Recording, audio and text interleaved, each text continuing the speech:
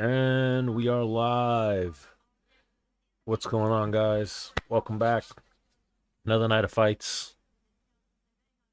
I was watching the Maryland Michigan game, which took years off my life, but now we're here for some fights. Dolidze versus Marvin Vettori. Rooting for Vettori. Now, the first thing I heard them say was Dolidze. Let me see. Dolidze just had a kid. Is the kid with that girl that was a fighter?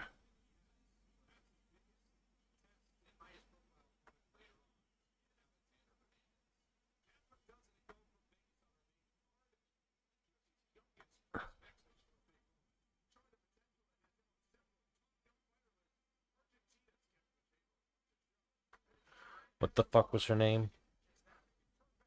Vilmus? The one who was she was married to another fighter, and the guy made it pretty public that his chick left him for Roman Dolidze, or was banging Roman Dolidze.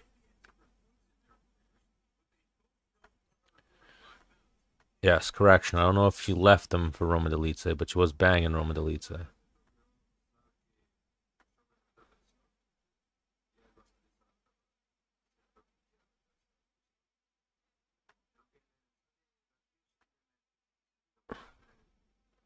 Forget the guy's name though. Little guy, 125er.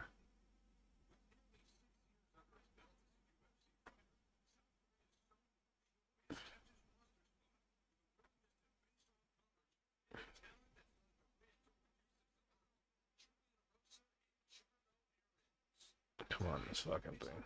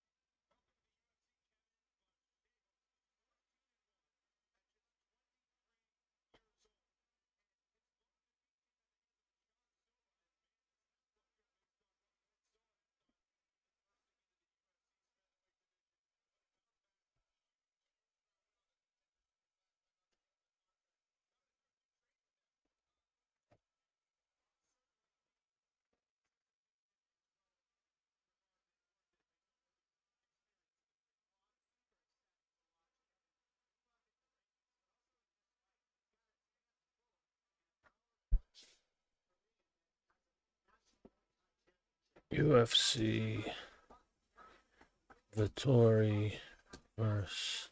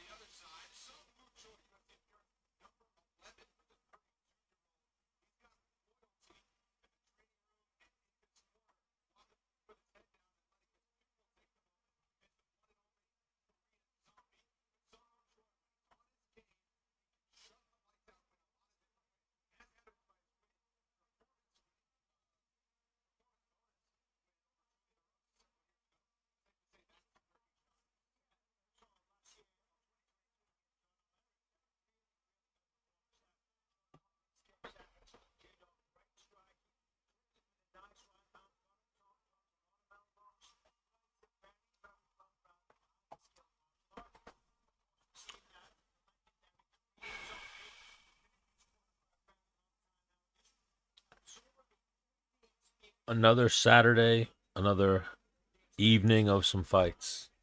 Good fights so far. I didn't go live right away for the prelims. I was busy watching college basketball teams sell. That Michigan Maryland game took years off my life. Scumbags. Maryland didn't pull through. But go to the TikTok shop, get yourself some beer bombs. I don't know how they feel about that word. But let me see. Who did Roman Dolidze have a kid with? That was my first question I could start it with. Because I know there was talk at one point where Roman Dolidze was hooking up with the one fighter chick from the gym that left her husband because she was banging Roman Dolidze. So did he have a kid with her?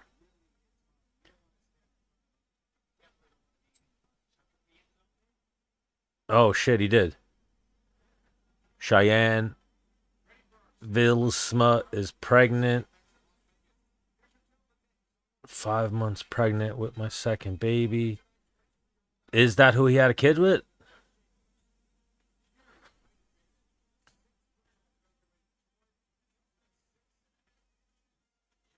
Is that who Dolidze had a kid with? Did he have a kid with Cheyenne Vilsmas?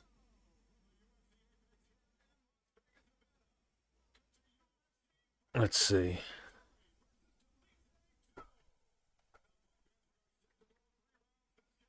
Cheyenne buys. Uh,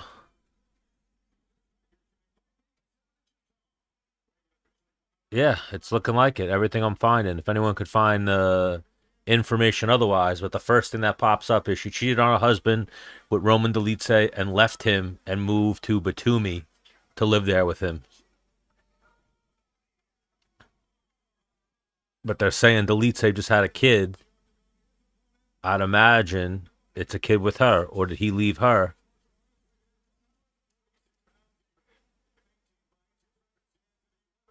Or is he in I'm seeing all different things. I'm seeing on the Sherdog forum, which you can never be 100% on, but it says that he's in an open relationship, meaning he can have multiple girlfriends. He's married with a kid, and Cheyenne Vilmas was like his side piece, or Cheyenne Vlismas. I feel like she just fought not too long ago, though, right? Actually, no, she hasn't fought since 2022. So she out having Roman Dolidze's babies?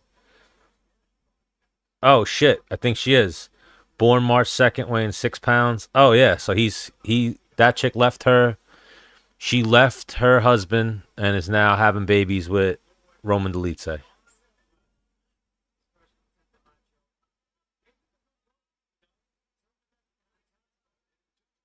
No pictures of Roman Dolidze on her Instagram, but she just had a baby. So she left her husband. JP buys. I don't know why we need this rematch. Trump's ear. I was thinking that when they announced it, they were like, "Oh, we need these rematches to see how people evolve." I think there was nothing else available. Maybe I don't even remember the fight being that entertaining the first time around. So I don't know. I'll watch it though. I feel like Vettori's always entertaining. Dolidze's always entertaining. I feel like Vettori hasn't fought in a minute though. Let me see.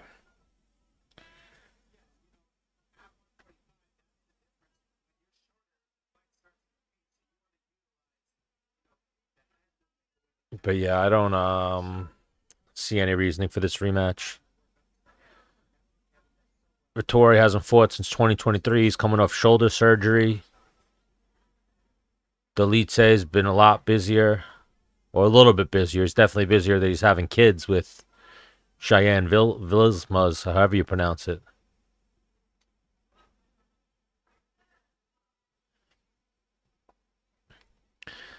Now reading, I don't know. Is that like his side chick that he just knocked up, or is that his girl?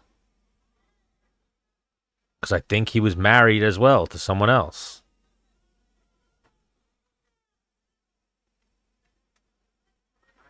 Some of that Jim Ho drama. But as soon as they had the broadcast start, that was the first thing they said was that Dolidze just had a kid. And that was the first thing I thought of. I know that there was some drama, some baby mama drama.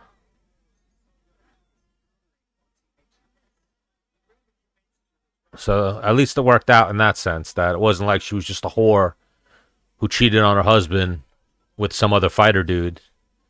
At least she is now at least having this guy's kids, or I don't know if she's his side piece having kids or his chick having kids.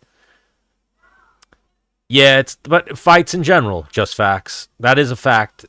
It's a very weak card, but we love fighting, right? So we'll take anything. There's a couple of fights on here that could be some sleepers. The undercard was pretty good. A bunch of stoppages, so it's shaping up like that. Here's another stoppage right here.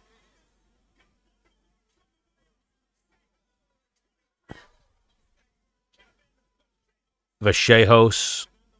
Well, what do we got? Yeah, we have one decision, two decisions. So a couple knockouts, couple submissions. But yeah, it's not the best card in terms of name value. But Damon Blackshear versus Cody Gibson could be good. Hollabaugh versus Alex Hernandez could be good. Zielinski Dos Santos versus Njokuani could be good. And Vettori Dolidze. I mean, it's not the worst fight. It's a rematch of a fight we already saw, but it's not the worst Saturday of fights. Just no name value. That's the issue with this card. No name value. But again, Topuria on his alt account. I don't know what that means. I don't think I look like Topuria. Is that what I'm getting? I usually get Jim Miller.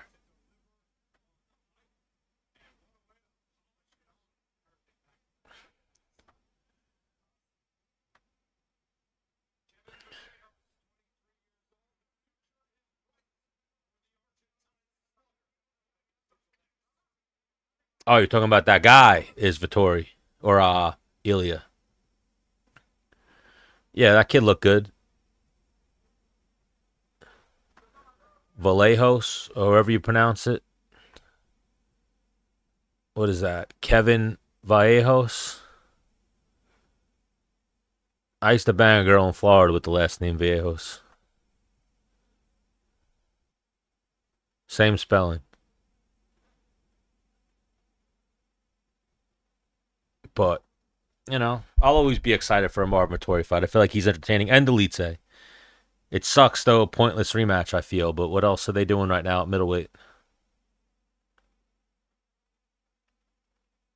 Vettori, I think, coming off of an injury, they didn't know what to do with him, so they just went, how about Dolidze? Dolidze's available. We'll run that back with Dolidze.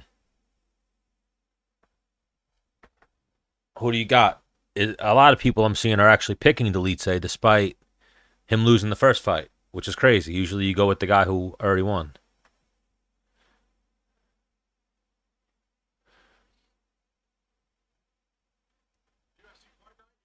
I mean, I'm rooting for Vettori. I like the way Dolidze fights, but yeah, like I was talking about, I lost a lot of respect for that guy when he started banging JP Bai's chick. But, hoes will be hoes, so it's part of the world. They stay going around.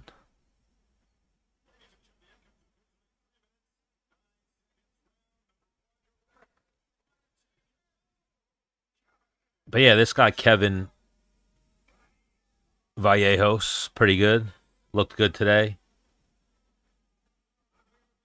I'm not mad at that performance. He definitely moves up in the rankings. What is he, like 14-1 now? Impressive record. We got Bisping, DC, and what's his name? Brendan Fitzgerald on the call today. Yeah, someone else just said that. I could see it. He definitely looked like he had some crisp boxing, some good striking, a good prospect to look out for.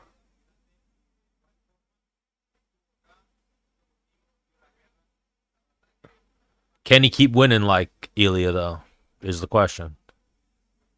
Because Ilya is that dude right now. There's not a lot of fighters I've seen like Ilya. For Ilya to beat Max and Volk back to back, that's like unheard of. You got yourself a place on MMA's Mount Rushmore, especially at 145 with wins like that.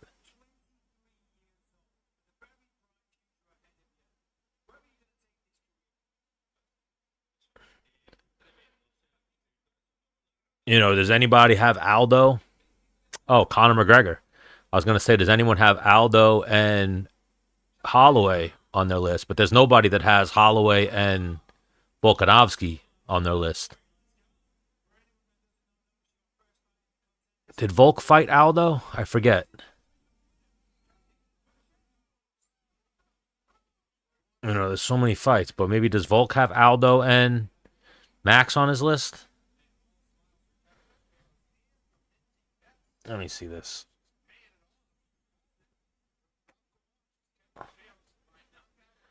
I saw a lot of people that was a prop, but he hosts by knockout.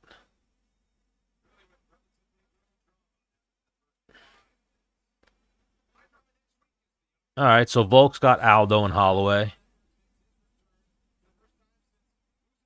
And I feel like that's what put Volk so high up on people's radars, was beating Aldo, then beating Holloway, two of the featherweight goats. But I think that's what did for Ilya. I pray for Brendan's son. What does that mean?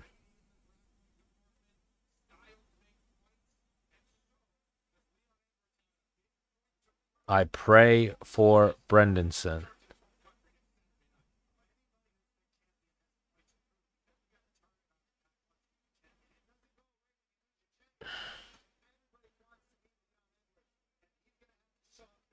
Not sure what you mean by that. Is Brendanson who just lost there? No. Is Brendanson a fight coming up? I read it as Ben Henderson.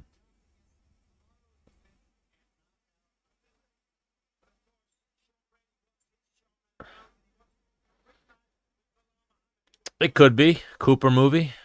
It might be. Who's Brenderson? I don't see that name anywhere.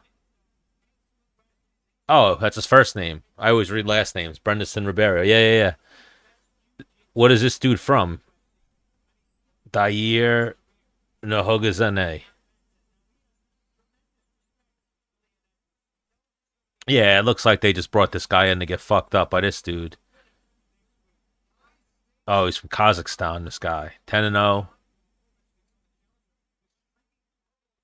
A couple of decisions in there. But yeah, a lot of first round finishes. So this should be a quick one.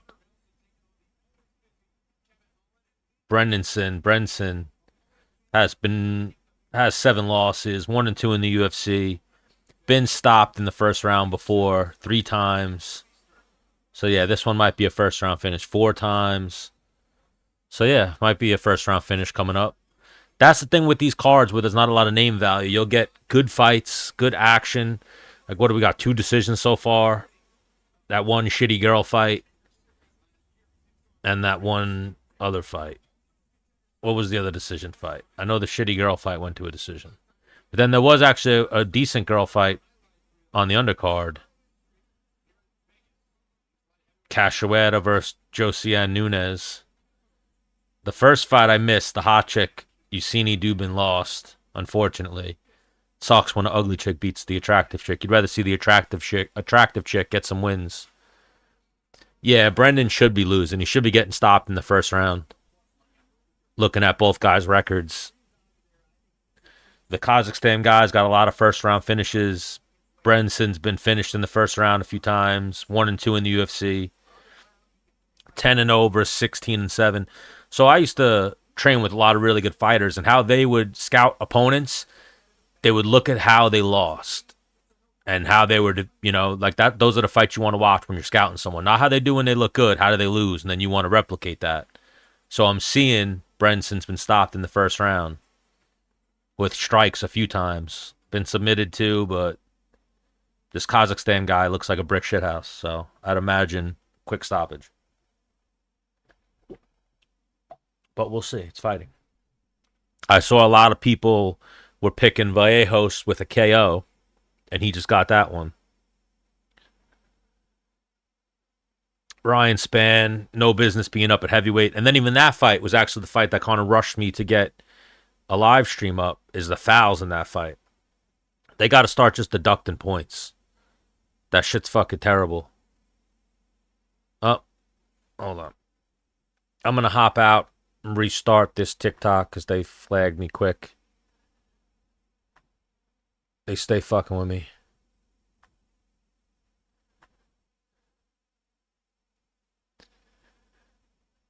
All the time.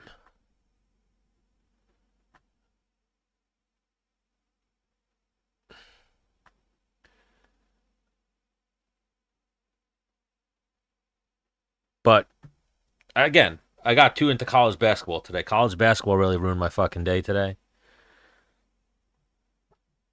But now I am on to UFC, which is, I was watching the UFC at the same time as college basketball was ruining my fucking mood. The Michigan-Maryland game fucking pissed me off. Maryland had it. Then they blew it at the end of the first half. Then they come back. They were down by like 15. They fucking come back.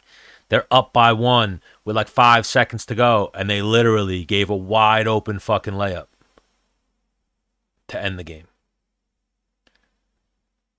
I get it if it's like, oh, he hit a crazy fucking buzzer beater. But if you give a wide open fucking layup, you deserve to lose. You're a fucking retard.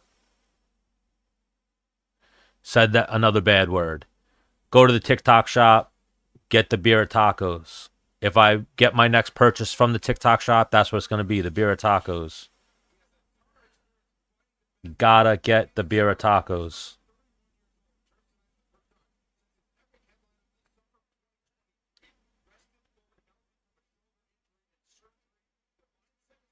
But yeah, not the most name value on this card, but definitely some good fights.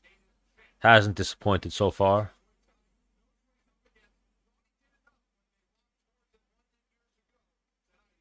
We got Coalfield.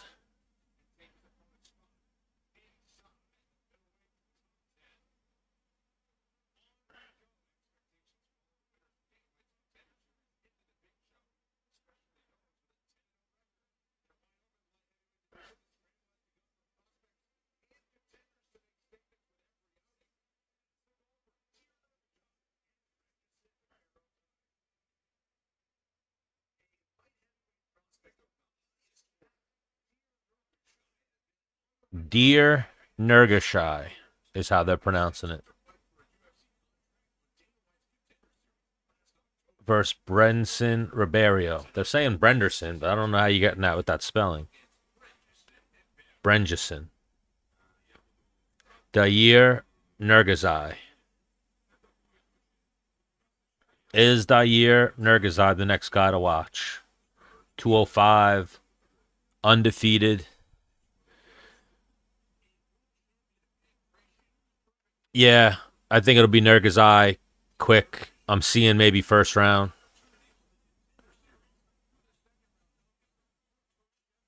He has a second round knockout on the Contender Series. Got a bunch of first round finishes.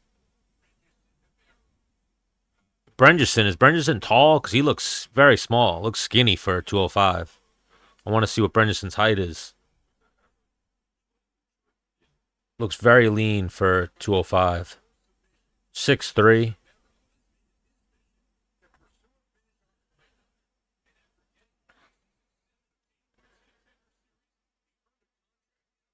But yes, ESPN prop. I was just talking about college basketball ruining my Saturday. But now, hopefully, the fights bring me back. Maryland, Michigan game took years off my life. Irritated the fucking shit out of me. Straight bullshit. Maryland had the lead. 1 second, 5 seconds left. They give a fucking uncontested wide open layup. That's what we're doing now. Wide open fucking layups.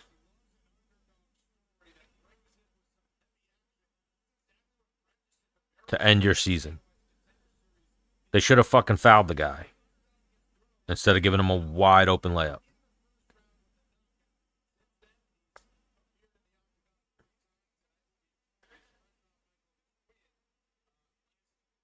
All right, so Brenson Ribeiro's coming off his first win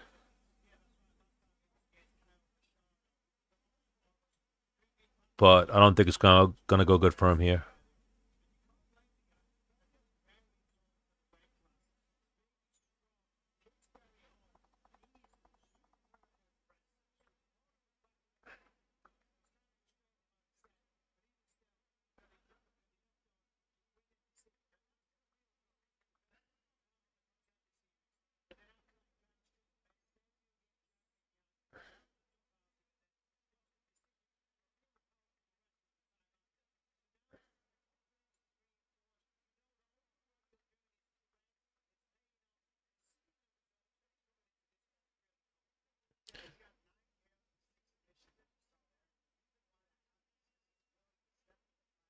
But yeah, you can usually tell how big a UFC is by the views that you wind up getting on your videos or people in the chat. And this video or this night of fights is not very sought after.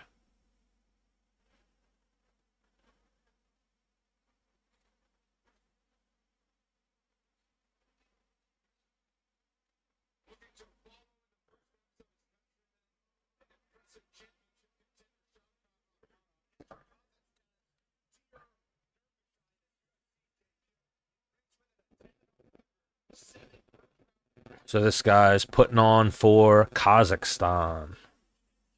Same as your boy. What's his name? Kamzat. Ribeiro by KO. I'm not seeing a lot of people say that. Everyone's going with the Kazakhstan dude.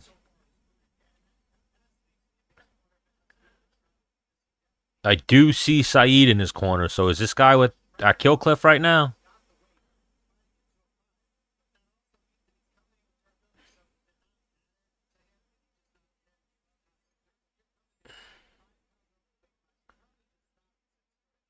Oh, this guy missed weight. They're still on the walkouts, Nick. What the fuck was that? Dair Nagazai. His cornerman just spit in his face. What the fuck was that weird shit? He just took a sip of water, handed his cornerman the water bottle. He took a sip of water, and then Triple H spritzed water in his face.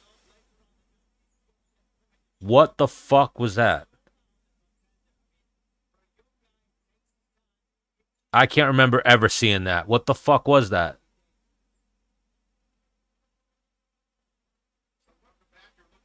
Have we ever seen that before? What the fuck was that?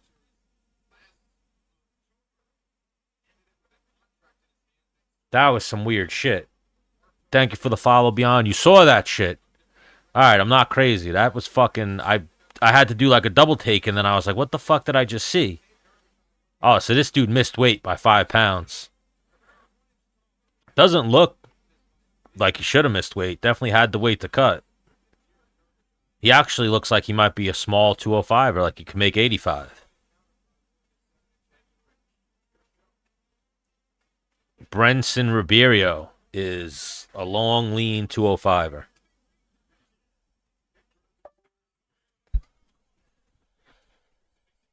Don't know how that's going to work from in this one.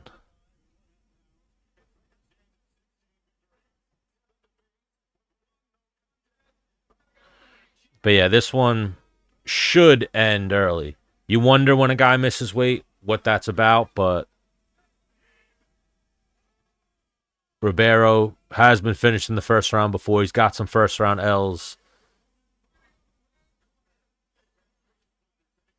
This guy, Narhagazai, has some first round finishes. So usually that spells the recipe for this fight's going to end in the first round.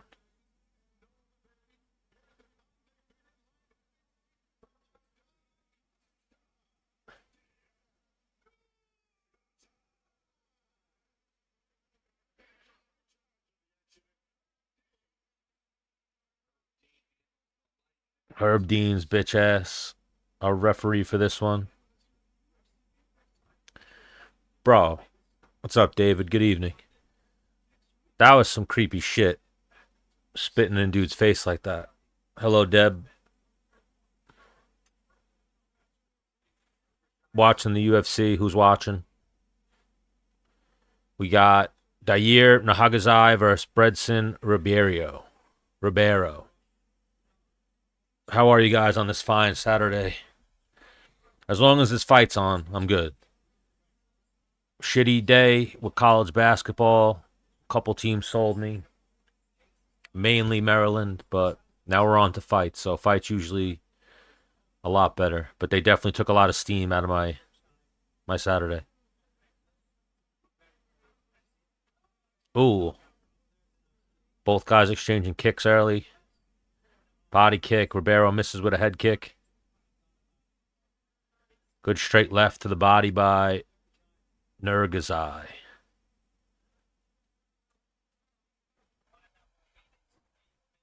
What are we doing today? What do you guys want to talk about? It's on ESPN Plus.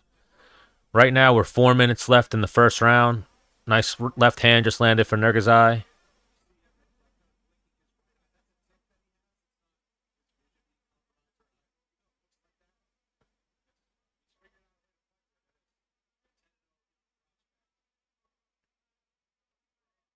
Oh, this is the guy with like Tourette's.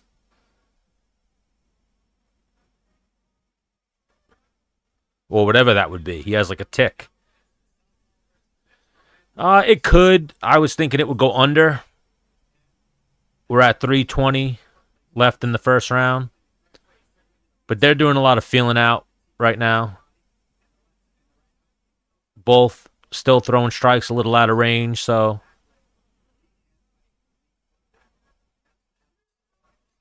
these fights on ESPN? I'm watching them on ESPN Plus. I don't think they'd put this card on ESPN because it's not a lot of name value, so it's probably just on ESPN Plus or whatever your illegal streaming service is.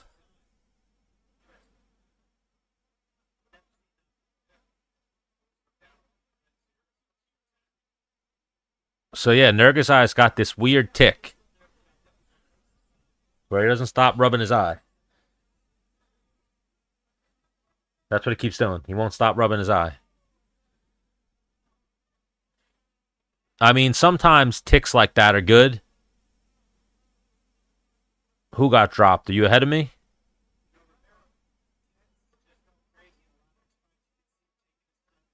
No, it's not bleeding. Oh, good left hand just landed for Nurgazai.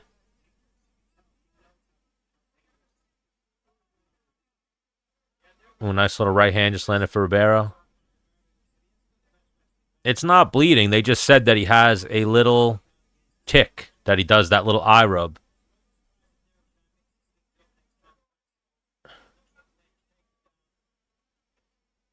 Both guys exchange low kicks. What's up, Zayden Bell? I used to play some Fortnite. I haven't hopped on in a minute, but I used to catch some dubs. I wasn't bad at Fortnite. I came from years of Call of Duty, so I was a good shooter. Not bad at shooting people. Ooh. Oh, I guess you are ahead, yeah. Nurgazai just got dropped with a right hand.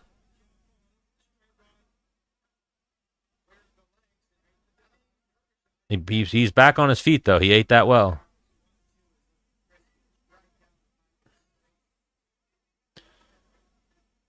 I'll have to try to reset my shit after this fight, but I didn't know I was that far behind.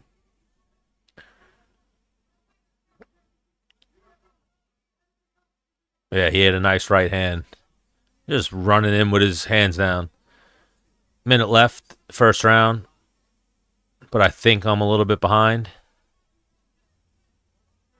No blood. Just that weird eye wipe that he keeps doing.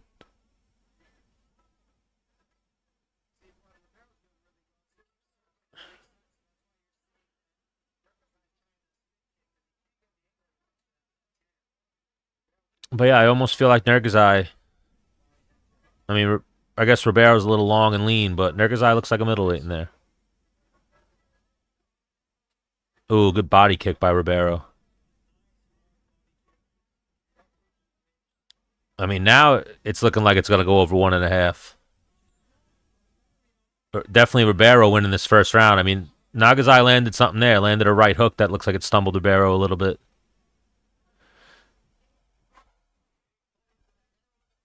Good first round. Ends with Ribeiro trying to get a takedown that he can't get. Thanks for letting me know, Zayden Bell. I appreciate it.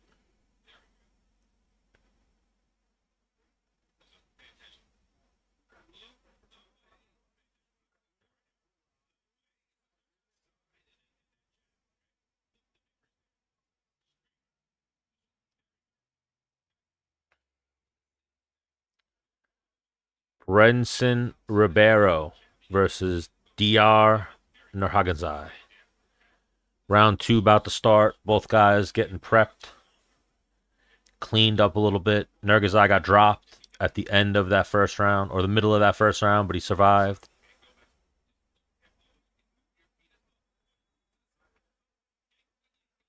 Thank you for the follow, G-Man. I appreciate it.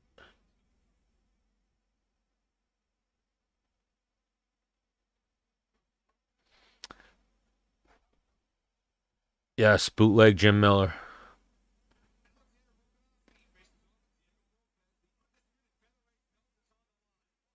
Round 2 about to start. I think I paused it though. I'm a little bit behind by like 30 seconds. But yeah, round 2 starting now. Couple low kicks back and forth for each guy. Left hand to the body lands for Nurgazai. You know, the problem with that tick from Nurgazai is the referee or the judge, whatever, is going to think that he got hit with a punch. What's up, Mason? Like, he doesn't stop. I mean, everyone was thinking Nurgazai, but there's a takedown from Nurgazai. Beyond might be a little bit ahead of us, though. What'd you just see, Beyond? There's a takedown by Nurgazai.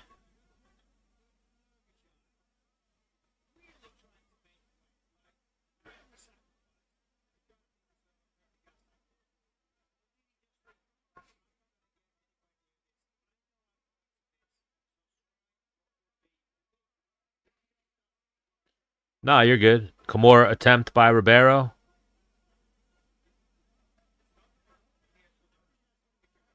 Did he get Kimura'd?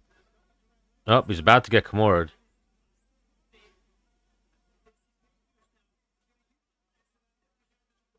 Oh, shit. Yeah, his shoulder's getting fucked up. He just got flipped over. Yep, he just got Kimura'd. Wow. I mean, it ended under a round and a half. I think all the money, or I saw one person actually pick Ribeiro, but I think all the money on that fight was on Nurgazai.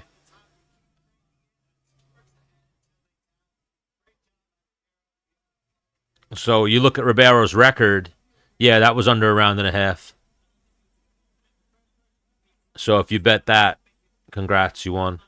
Yes, you hit. Terrible submission defense there by Nurgazai. He let the arm get way too far behind his back, got swept over, and then just it was in too deep. You know, you think Kazakhstan, people automatically think he's going to be like Khabib or Islam, but it's not always the case.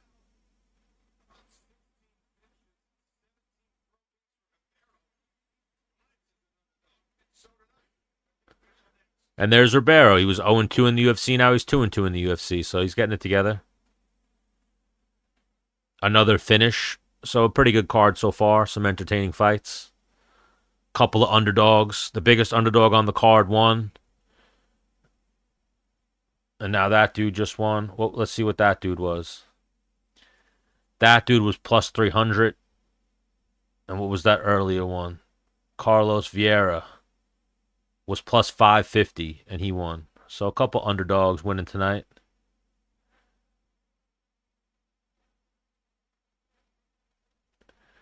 Who's Sosa? I mean, I guess I go Blackshear. Hernandez is tough to bet on. It's like when you bet on him or pick him, he gets fucking embarrassed.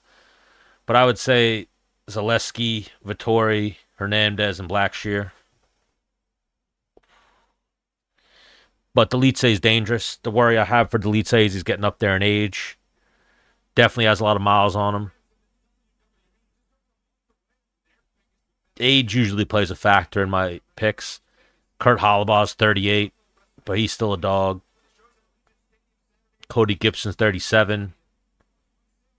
How old is Zielinski? Zielinski's 38, but Chiji Ndukawani's 36. A big thing for me that I always see is after 35, I'm seeing a lot of people were picking Damon Blackshear by sub. Marvin, Alex Hernandez, and Chidi. Not bad picks. It sucks, though. Alex Hernandez, when you don't bet on him, he looks like a superstar. When you do bet on him, that's when he has those fucking performances where it's like, what is this guy doing? And then Chidi versus Zaleski, that's another one of those ones where either one of those guys could show up and look like a world beater, or they could show up and look terrible. Not the most consistent people. I always try to avoid putting my money on fighters like that.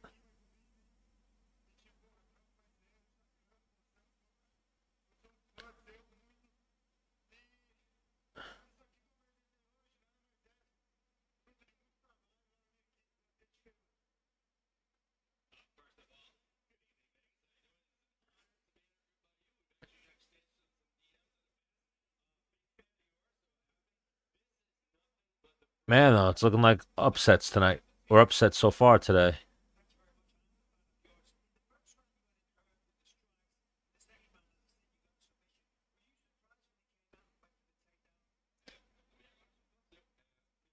I've been on hockey, too, a lot.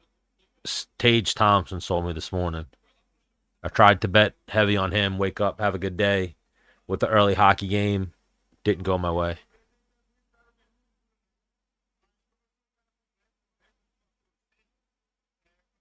And then, yeah, I just can't. My brain is just dwelling on that Michigan-Maryland game. I fucking hate Maryland.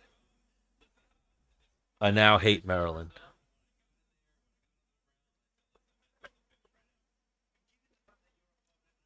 They had that game and they fucking blew it, leaving a wide open layup.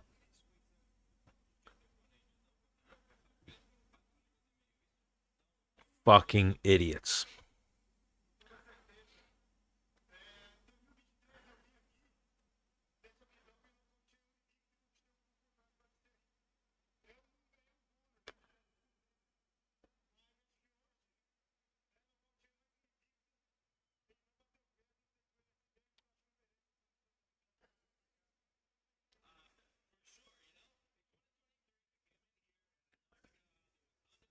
They're giving this guy a lot of time right now. I don't want to hear this fucking guy.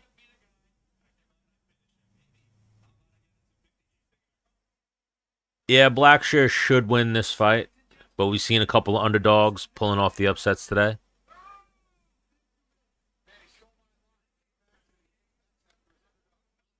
Blackshear's like a good young prospect or a good veteran at this point. Cody Gibson's a little long in the tooth, as they say. He's getting up there in age.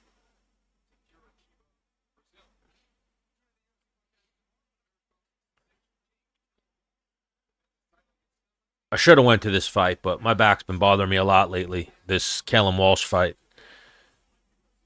Chidi's old too.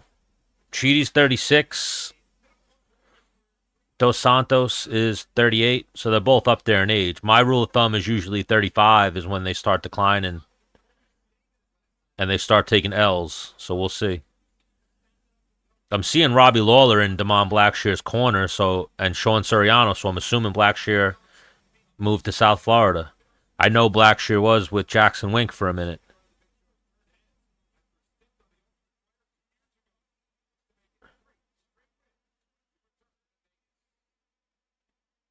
And that room's so good. Like, if you're, I mean, any weight, they have a lot of guys, but if you're around 35, 45, 55, 70, that room's unbeatable at Killcliff. So many good guys. So many high-level guys. So many UFC guys. Bellator, PFL, championship-level guys.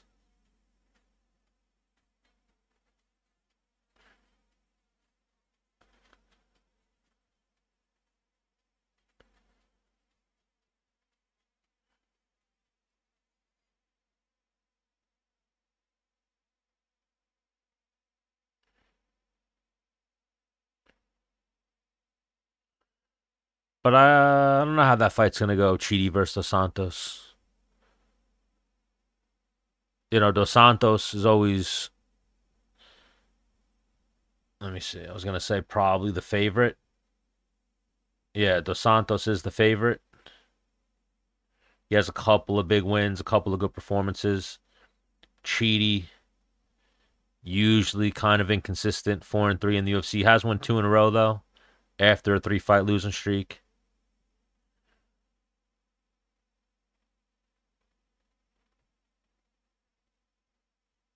I saw he fought Gregory Rodriguez. Oh, so yeah, he was up at 85 for a minute. Those were a couple of his that was his 3-fight losing streak. Yeah, that last fight was tough, I'm sure, for a lot of people's bet slips. I luckily avoided that fight altogether. I usually don't bet. I use a minus 400 favorite that year. I usually don't put minus 400 bets in my parlays. Try to stay away from fights like that. The bet for that fight was under a round and a half. Like I saw a few people hit, and looking at both of those guys' records, that was probably the best bet.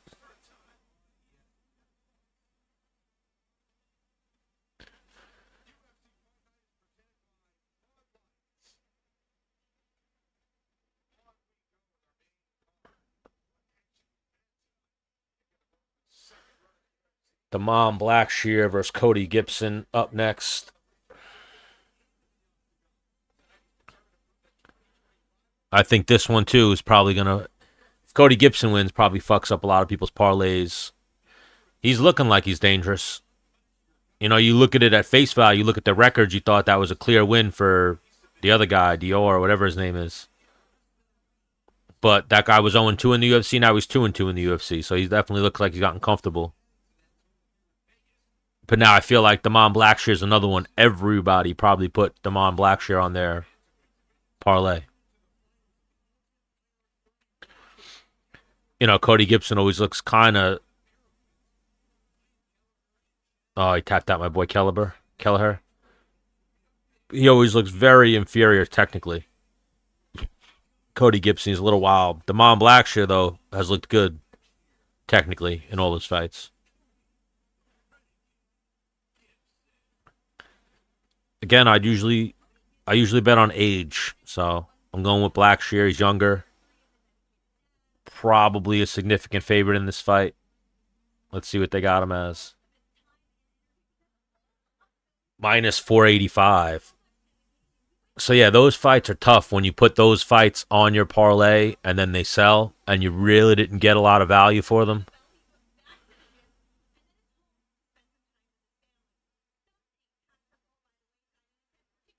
Yeah, when you just pick fights just because the odds are huge, those are always usually the ones that set you up for disaster.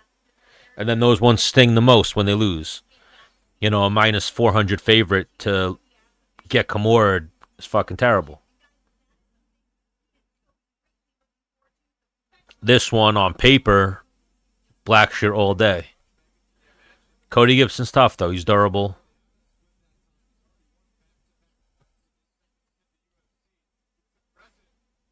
What do we got? He's won 2 in a row. Not the toughest of competition.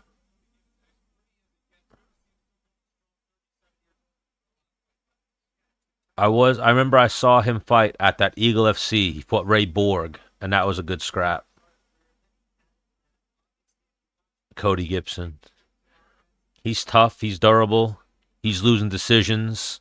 And he has one guillotine loss, decision, guillotine. But I was seeing a lot of people picking Blackshear by sub, Blackshear by knockout. Gibson seems like he's pretty durable for that. Yeah, fight cards like this, you definitely got to be careful. Damon Blackshear has that Montel Jackson loss. Loss of decision to Batista. Decision to Farid Bassarat. So both guys tough to finish. Been caught a couple times, but nothing crazy. I don't know why I think the odds are a little bit skeptical on this fight. I don't think he should be a minus 485 favorite, but We'll see if he fights like it. You know, even a fight like tonight that does these upsets, you see, all fights are really 50-50. You know, Matt Serra knocked out George St. Pierre. Shit can happen. But yeah, it's looking like Blackshear's now with the Killcliff team. That's a big thing that I usually register too, is where they're training. I like Blackshear at Killcliff. Like I was saying before, a lot of really good 35, 45, 55, 70. You're getting really good work on any given day in that room.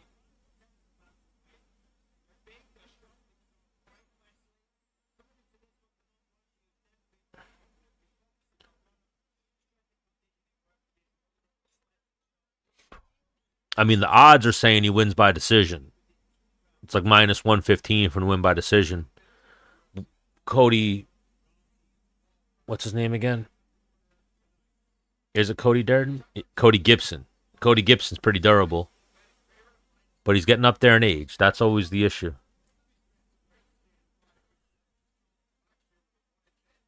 I think he wins by knockout before he wins by submission, but we'll see.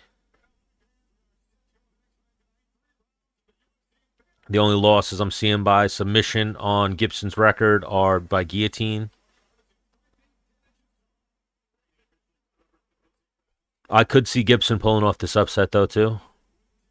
These are some tough fights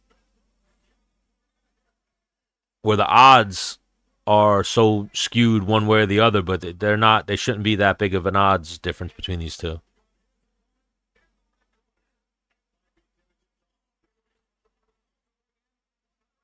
Like this fight could be a pick'em, and they got Blackshear as a minus 425 favorite.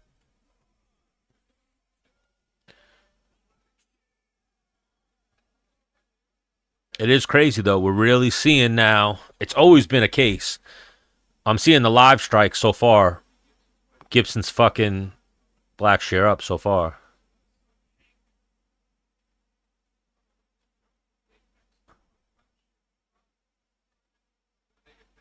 I mean, the fight might be over with the way the stats stop moving. They have him outlanding him 25-2.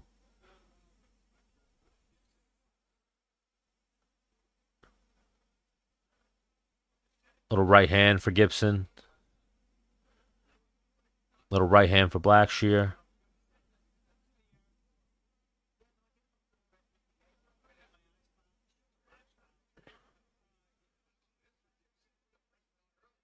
Takedown attempt for Gibson. The last three, I would say Hernandez, Dos Santos, and Vettori. Dos Santos, those 38. I would usually stay away from betting on a 38-year-old. What's up, Zayden? Good to have you back.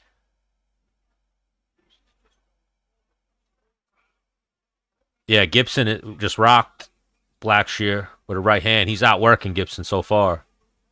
Or Gibson is outworking Blackshear. The live stats 38-7 on total strikes landed so far. Gibson's in on a takedown, though. He might get guillotined. No, he's got his head out. Looking for a takedown on Blackshear. A minute and 30 seconds in, Blackshear's taking some deep breaths, which you wouldn't expect from a 35-pounder.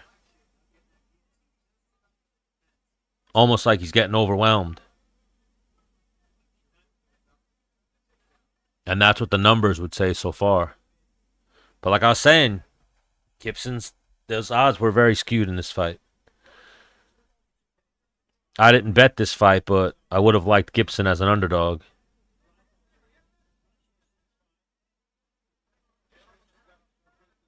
Good low kick for Gibson.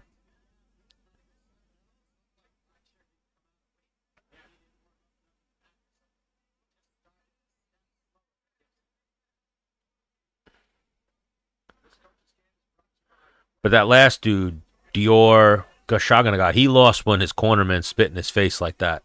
That was the weirdest fucking shit I've ever seen. I don't remember ever seeing that, where a cornerman drank water and spit it in the guy's face.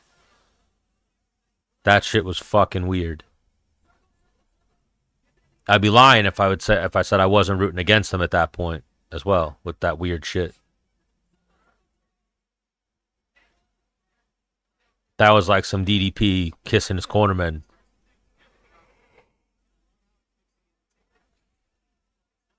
Takedown attempt here by Gibson, leaving his neck hanging though.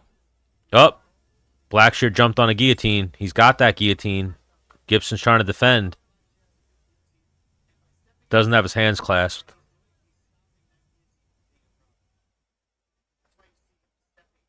Oh, he's going for it now. All right, Gibson stepping over.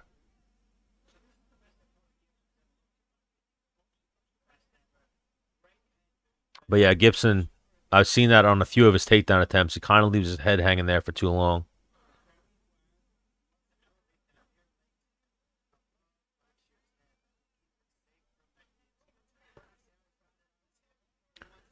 Oh, he's going for that guillotine.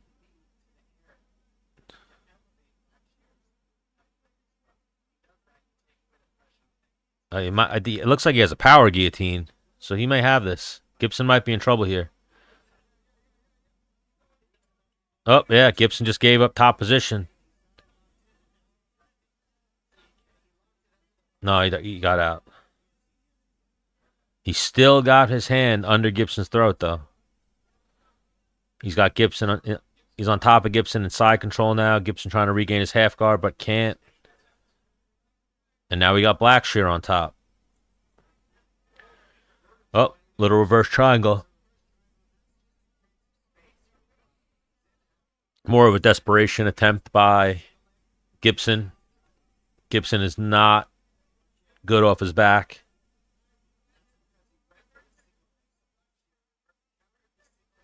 Oh, we got a Darce attempt.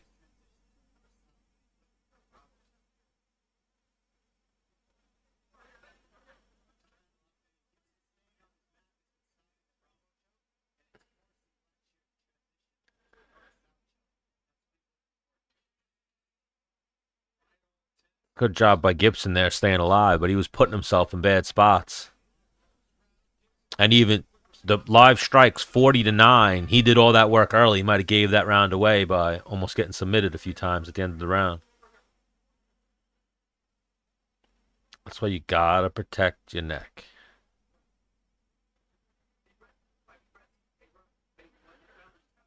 You always gotta keep your head bladed when you're in on takedowns, as opposed to straight in.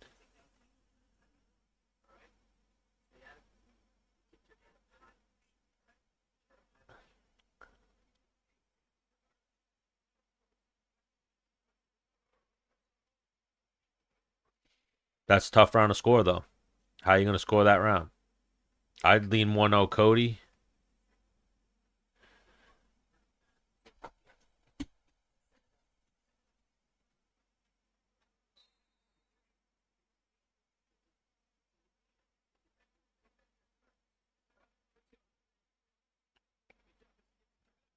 Round 2.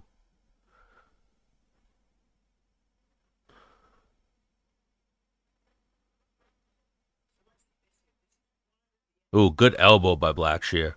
Most effective shot of the round. Looks like I cut Gibson's eye open. But yeah, Gibson can win the rounds with volume, but then he's going to lose the rounds if he keeps leaving his neck out there and almost gets guillotined. Good body kick for Gibson to start round 2.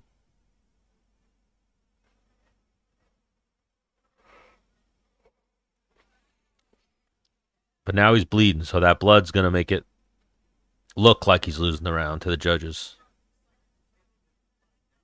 Some kicks from Blackshear, body kick, head kick attempt. Little right hand from Cody Gibson, straight left to the body by Cody Gibson. A lot of stance switches from Cody Gibson. Now Gibson's going for a guillotine of his own. Blackshear shrugs him off.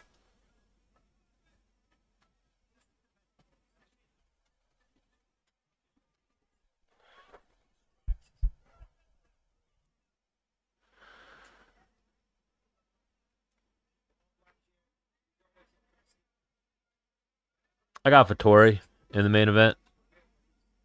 I like Vettori. I've interviewed Vettori in the past. He's a cool dude. We used to have some mutual friends. Plus, I like that he fought Brandon Allen in the casino lobby, right in the middle of the casino. Ooh, a couple good right hands from Gibson. And Vettori's crazy. Vettori doesn't really have a filter. A little bit autistic, if you will.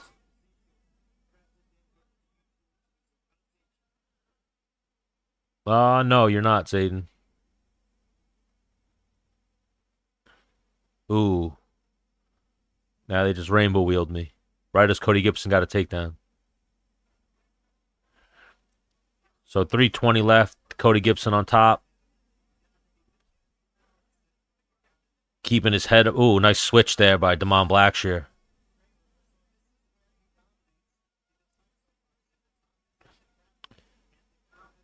So I started as more of a jiu-jitsu guy. Then I started wrestling later to keep up with the wrestlers. A switch was one of the most effective things I was always able to use to kind of level the playing field against wrestlers. But then there's a couple things that you could do. You could sprawl on a switch and you like fucking pull the guy's shoulder out, or you can re-switch the switch, which is what a lot of high-level wrestlers would wind up doing.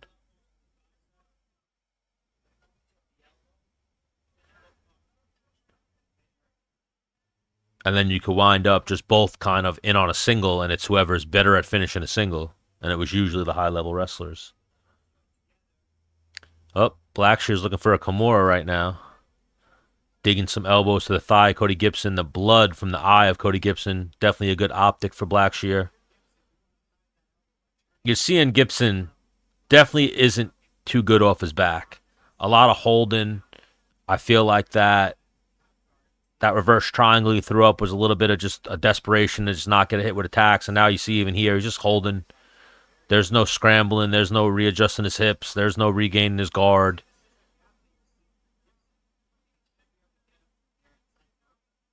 Trying to rechamber. It seems like he has one attempt. You got to chain shit together. He's getting elbowed now by Blackshear. Blackshear's almost got a crucifix. Like Gibson goes to retain his guard, and if the first attempt fails, he just gives up and goes back to just laying there. You got to have a couple of attacks, especially at the UFC level. Or any level when it comes to grappling. You got to have a few attacks. You can't just go for one. That's white belt shit.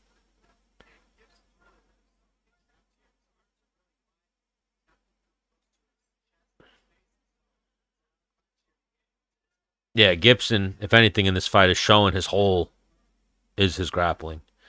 Oh, we got another Kimura attempt. Now he's in a better spot here, Blackshear. There it is. Kimura submission for Damon Blackshear. So I take that back. That's how you can see Damon Blackshear winning with second round submission. I didn't realize Cody Gibson's grappling was that bad. You would think a veteran, been in the game that long, would be a little bit more scrambly off his back. He looked lost every time that Damon Blackshear put him there. But I did see that as people's bets too, was Blackshear by submission.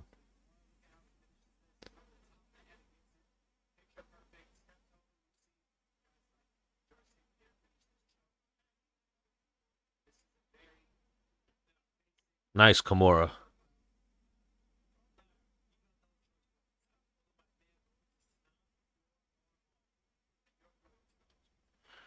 Yeah, so something I was shown by a really good guy with Kimuras was the second someone starts grabbing a Kimura grip, you got to pull your own arm through.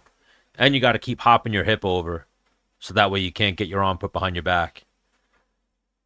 But one of the main things when you're about to get Kimura, you grab your own wrist and start pulling it through the opposite way. You have some pretty good leverage, but that was zero attempts of defending or getting out by Cody Gibson. But he looked lost in the grappling in that fight. Definitely saw as soon as Blackshear got on top of him, that was Blackshear's easiest path to victory.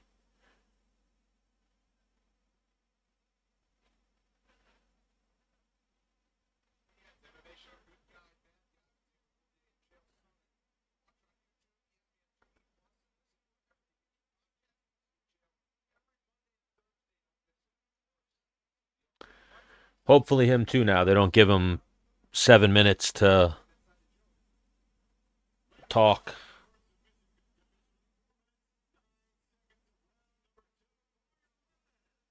Can't show the fight. I've shown some fights in the past. They give you strikes. Sometimes you skate through and get away, but I've used up all of my skates. Now I'm at the point where I only have like one more strike and then my channel's gone.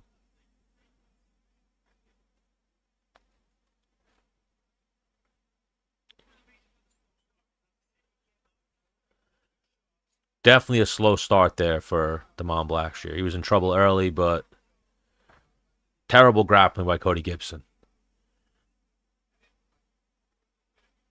Which is surprising because you would think he's way better at grappling. You ever see there's one video online where he actually looks like an idiot and he gets into a verbal altercation with the guy and he says, like, I'm a fighter, man. Google me. Google me. And then if I'm not mistaken, the guy slaps him or punches him and then he shoots a takedown. I think he winds up getting sprawled on, too, in the street. But yeah, that was a time where Cody Gibson took an L in real life.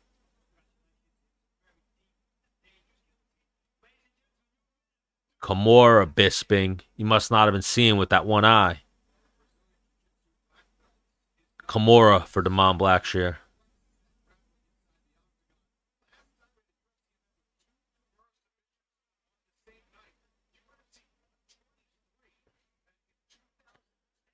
UFC 123 in 2010 was the last time that we had two Kimuras in one night. I used to love a Kimura. For a minute, a Kimura was my favorite submission. A Kimura is actually the first submission I ever landed. Way back in the day. Like 2004. No, not even. Like 2002. And how I landed a Kimura was I was getting fucked up by all my training partners that were better and had more years of training. And I saw Renzo Gracie. I started watching old Pride tapes, and I saw Renzo Gracie do it to Sakuraba. Or no, Sakuraba do it to Renzo Gracie. And I went, oh, let me try this shit. Everyone I'm training with has this Gracie Jiu-Jitsu and a little bit of an advantage on me. Why don't I try this Sakuraba shit? And it worked.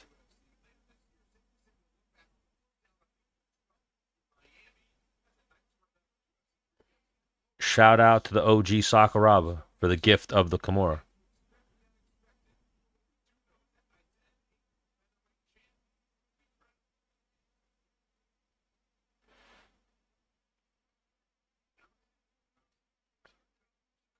Who you guys think is going to win between Volk and Lopez? I have seen that Lopez has a lot of fans. A lot of people thinking that Lopez is going to win. I'm not seeing it, though. I look at the Dan Ige fight as my example. If he was struggling with Dan Ige in the third round, he's going to be struggling with Volk in 3, 4, and 5.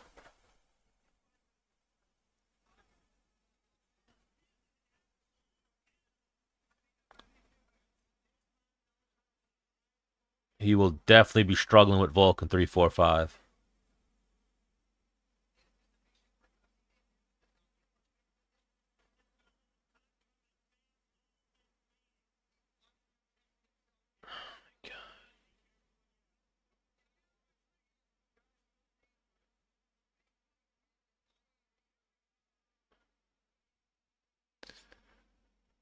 Good night of fights, though, so far. Other than those 2 decisions, a couple of girl fights. One of the girl fights wound up being decent.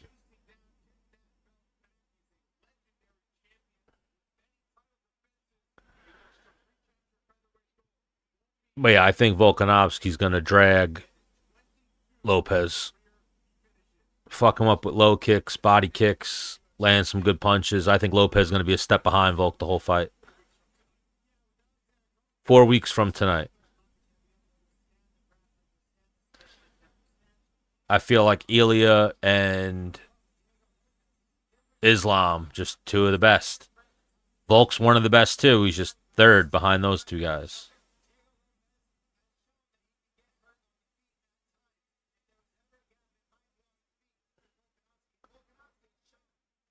Lopez should try to throw that curveball and try to grapple Volk, but even there, we've seen Volk look pretty good. So what do we got? Is next week the 22nd? Yes. So next week, we got Leon Edwards versus Sean Brady. Should be good. Week after that, we got Brandon Moreno versus Steve Erceg. Week after that, we got Josh Emmett versus Lerone Murphy. And then we got UFC 314. So, all right, we got fights every weekend. I'm not mad at that. Nothing worse than when they give us that break.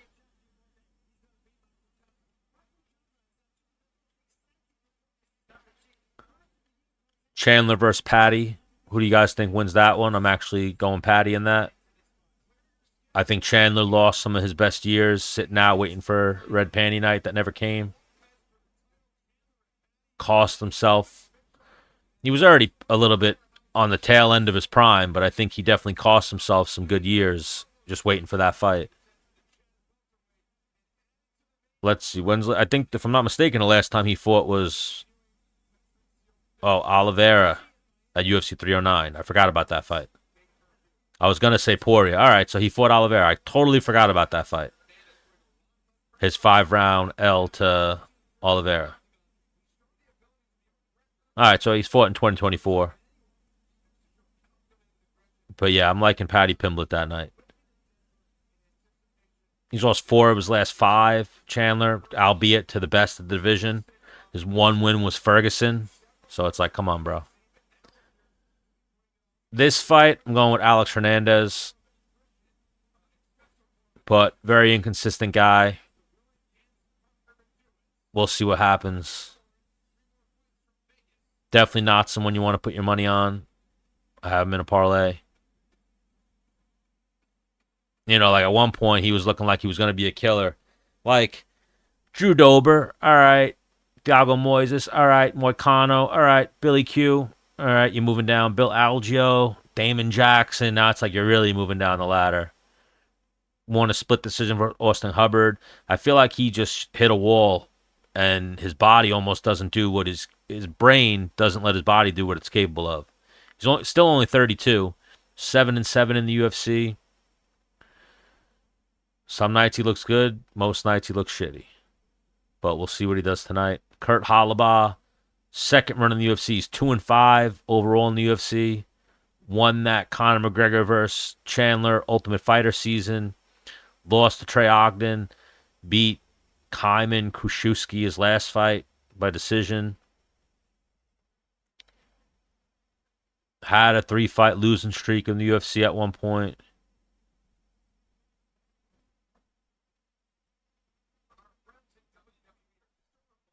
A 4-fight losing streak at one point. He lost to Steven Siler back in the day, too. But yeah, Halabaugh, too. Not the best technical guy, but very durable. Tough. Can scrap, which are usually the guys that give Alex Hernandez the most trouble. Guys that stay in his face.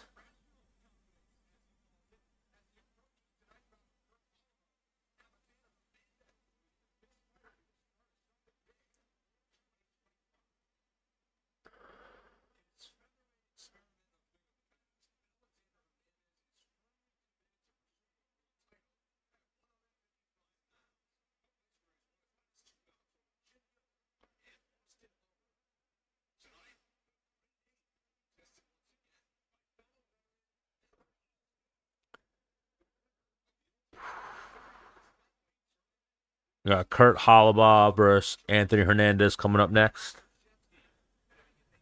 You want to think Hernandez, but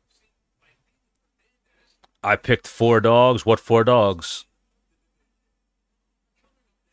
No, that's not a worst bet. Hernandez is 7-7 in the UFC, so it's definitely a 50-50 bet. I'd imagine that they had Hernandez the favorite. Minus 205 to plus 170. My worry with Halabaugh is he's 38. He's old. He's getting up there. Hasn't had the best run in the UFC. I don't know about that. I'd say Hernandez better on paper. Kurt Halabaugh's 2-5 in the UFC. Did win that one Ultimate Fighter series or season. Usually, Kurt Holobaugh, if you look at him, can beat some guys, but he loses to that next step up. Anthony Hernandez is like right that fringe of that next step up.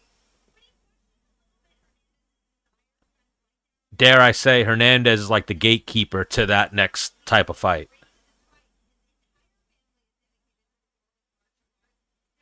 Like a gatekeeper to get into a fight for the top 15. But Holobaugh's scrappy, durable, more significant strikes and takedowns, and more finishes seemed. Yeah, he was hot in the UFC. I was at that fight when he fought Cowboy, and I remember him talking. I did media and stuff for that event. I remember him talking at the press conferences and stuff, and he just had so much confidence about him, and he almost like shut Cowboy up with how confident he was. Like that Cowboy was like, I guess I can't really say anything, and then Cowboy just fucking destroyed him. And then since that fight, it's been win one, lose one, win one, lose one. Sam Hughes, Spawn, Hollabach, and Cheaty. Yeah, Spawn was a bad bet. Spawn's another one of those guys, very inconsistent, especially him moving up to heavyweight. He was fighting a good fighter.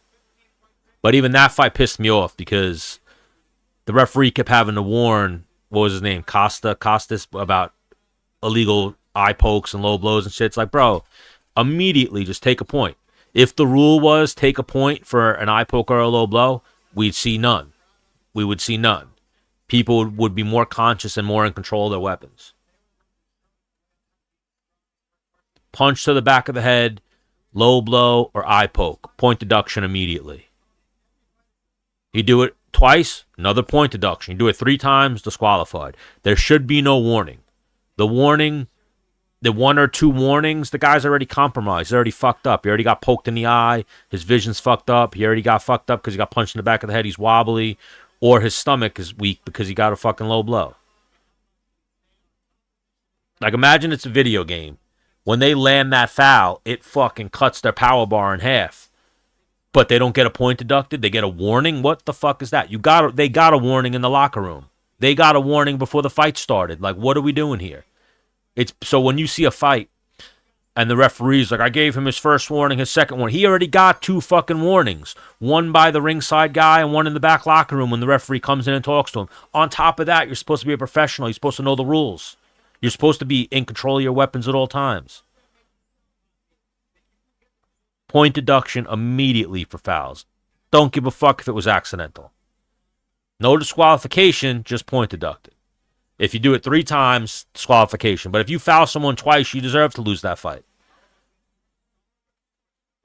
It's not a case of, oh, I made a mistake. You weren't in control of your weapons. You're told the rules before the fight. You're a sanctioned sporting event. It's not your first rodeo. You know the rules. They need to just have a point deduction for that shit. My opinion. It would clean the fouls up in fighting. I thought Spann was going to struggle at heavyweight. He's fast at 205. He's effective at 205, but a lot of times you see that. Remember, I'll use OSP as the example. A lot of times you see that, and it's just because they don't want to make the weight no more, but your opponents are doing it. Like, everybody's cutting weight. If you choose to one day be the guy who's going to go, I'm not cutting weight, might not go well for you. There's the few outliers, like you could say Khamzat, Robert Whitaker. You'll get guys sometimes where it's like, oh, clearly he was cutting too much weight. You know, cases like that.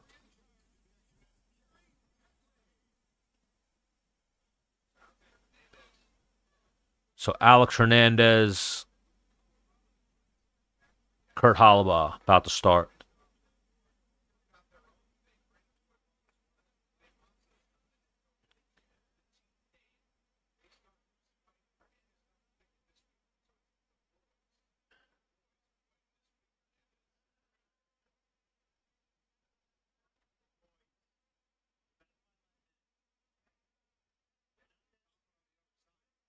So they're saying these guys have started their own team.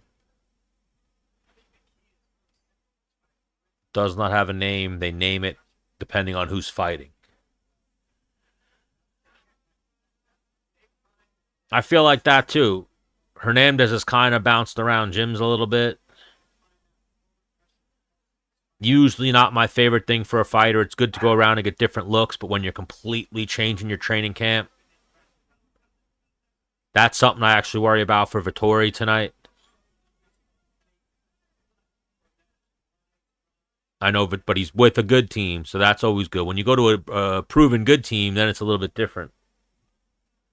Like Vettori is now with American Top Team.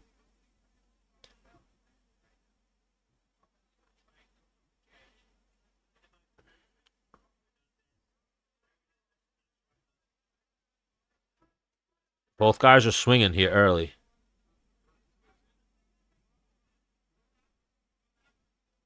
Little glancing right hand for Hollabaugh.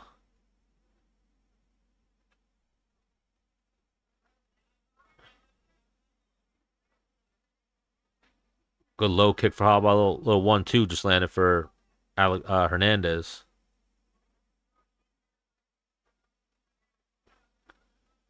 But yeah, I don't know what it is. He just doesn't put it together the way he was early on in his UFC career, Hernandez.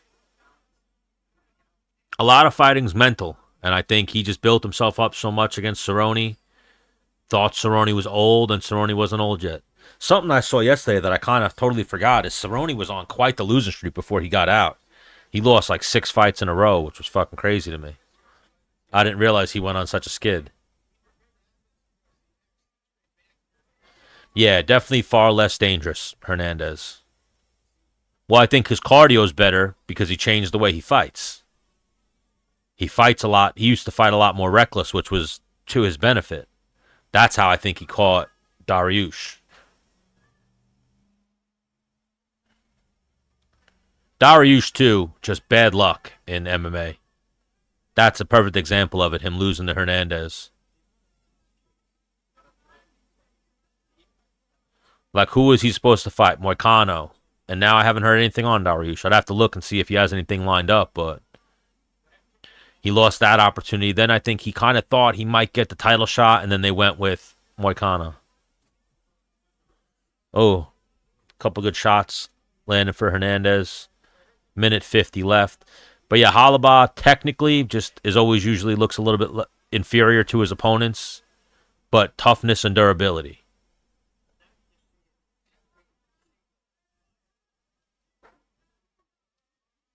Usually go very far away in fighting.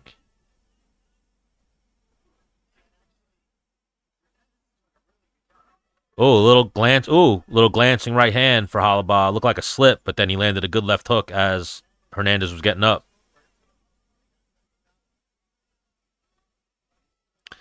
I don't know if they will count that as a knockdown, but to the judges, that could have been a knockdown.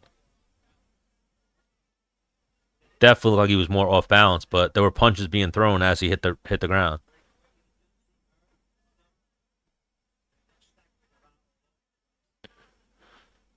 Dare I say, he looks a little different too, physically, Hernandez. He used to be a little more yoked, so probably switched up his gear, affected how he fought a little bit, affected his performance.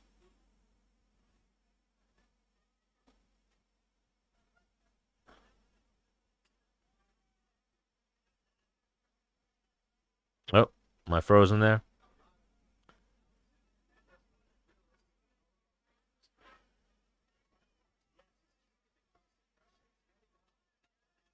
Oh, there's Hernandez in on a double leg. Gets the takedown, but he's in a guillotine. And Hollabaugh, he's got that guillotine. Hollabaugh, I think, is a better grappler than he is a striker.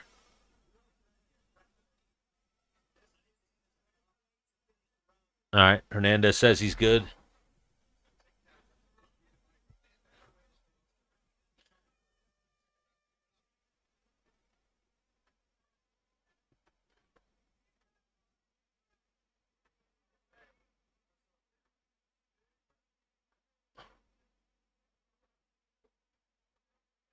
Well, I'll be back on TikTok. I just want to restart this because it's fucking up.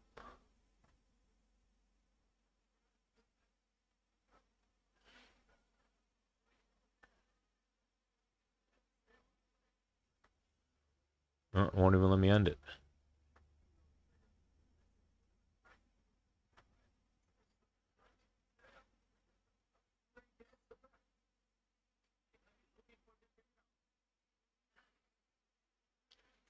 Did Hernandez just say he caught me? That's what it sounded like.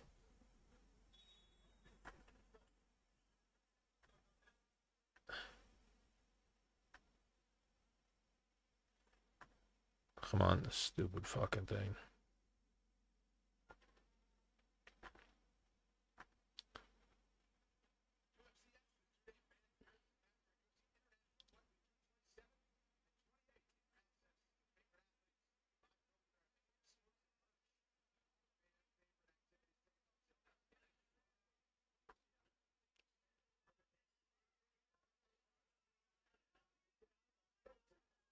Oh, good low kick there by Hernandez.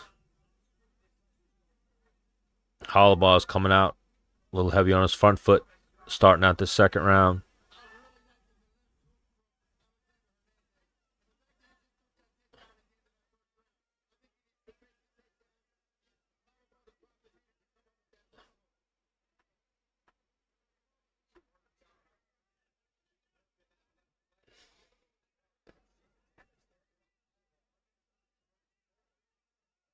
But yeah, what could win this fight for Hollowball is that durability, just toughness. Like, I would say he's definitely tougher and more durable than Hernandez.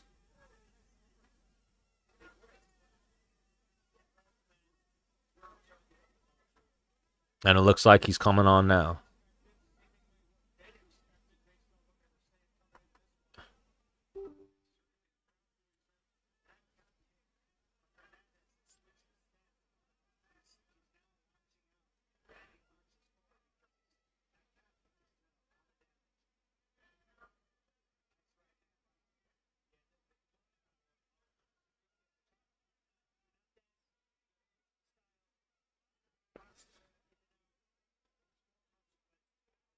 I mean, the stats say Hollowball is winning this fight so far, but the low kicks, which usually they don't score too much in MMA, unfortunately.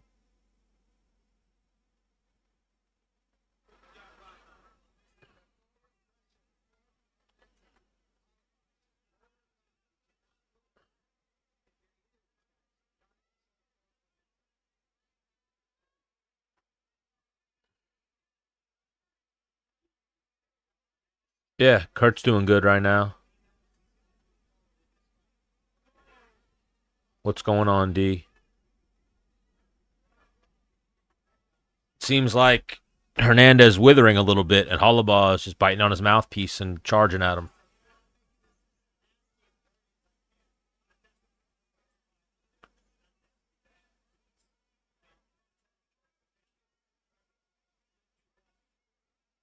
He was doing some good work with the calf kick, Hernandez, and it seemed like Hollowball just bit down on his mouthpiece and was like, it's not affecting me. He's been going forward this second round. He's got, looks like the nose, definitely some red on the face. Looks like a little bit of blood from the nose of Hernandez. I'd say Hollowball's winning this second round. There's a takedown attempt by Hernandez, and he gets it. The odds have it minus 345 right now for Hollowball.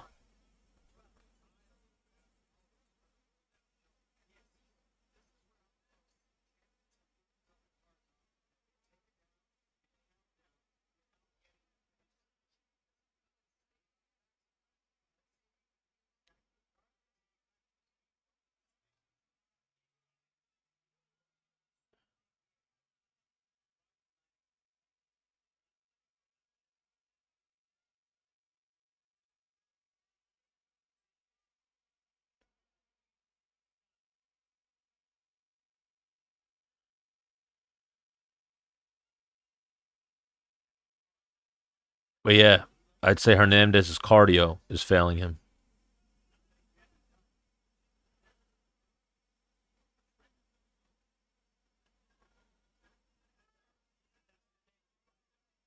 Couple good hammer fists for Hernandez. Looks like he's trying to throw up a nuoplato or a triangle. Hollowball on the bottom. Hernandez head's a little too high.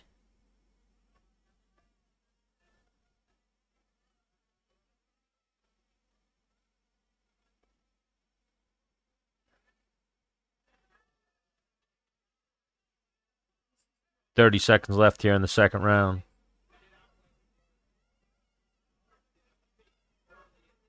Definitely a subjectively scored fight. It's going to come down to what are you scoring the rounds on.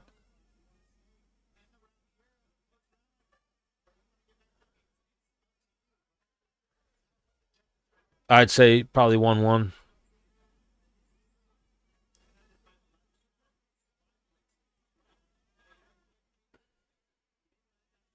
Couple good elbows to end the round for Hernandez.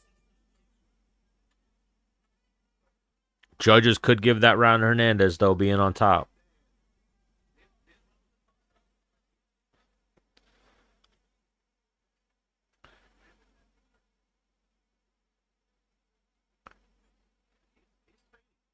I'd say it's 1-1. Hollabaugh probably a little bit ahead, if anything. Hernandez definitely looking gassed. Hollabaugh's probably going to come on very strong in this third round.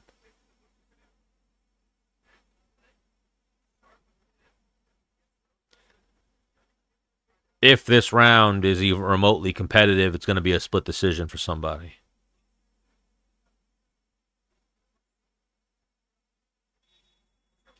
Both rounds, if I'm not mistaken, the first round too, Hernandez ended the fight on top.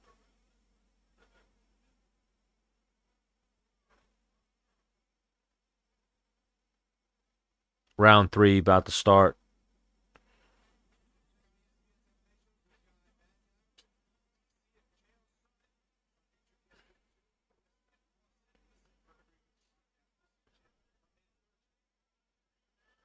Oh, takedown attempt by Hernandez. He gets it. He looks like he's kind of caught in a guillotine, but he passes the side control. But now Hollabaugh is not going to be like Cody Gibson. He's not going to fucking sit there. He's immediately trying to scramble up to his feet.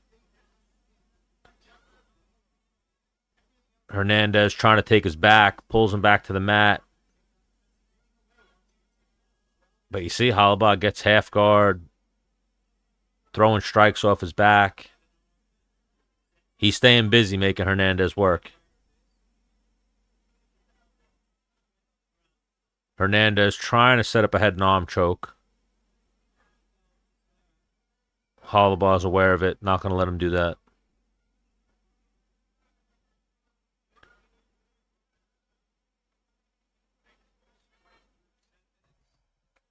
Close fight.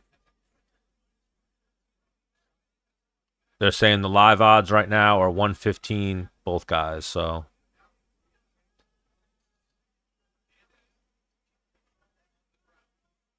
It's probably going to be a split decision.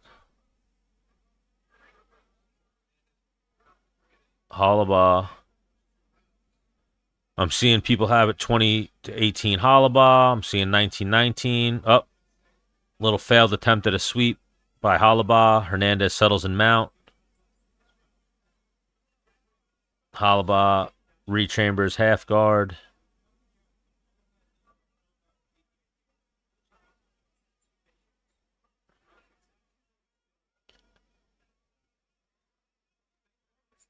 Up. Hollabaugh's going for a sweep.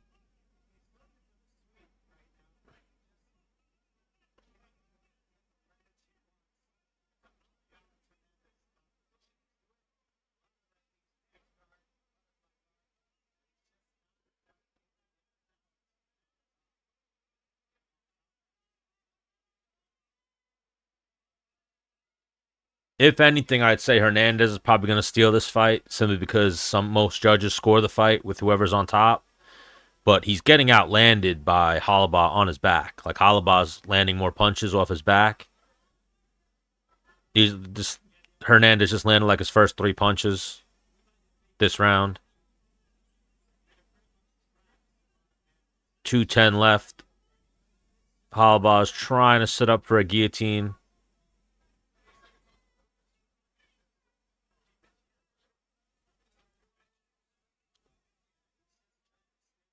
Up. And Hollabaugh scrambles to his feet. And they're back on the feet. Now it's anybody's fight. Nice little left hand by Hollabaugh. Hernandez shoots, gets sprawled on. Good knee to the body on the break by Hollabaugh. They both look tired, but Hollabaugh is definitely the fresher of the two. Another takedown by Hernandez. Lands in closed guard. Hollabaugh's got to do something, otherwise he's going to lose this fight.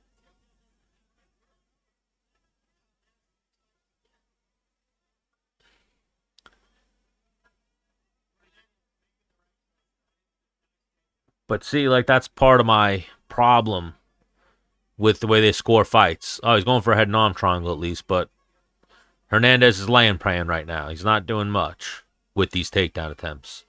I mean, right now, attempting a head and arm triangle, that's the most he's done.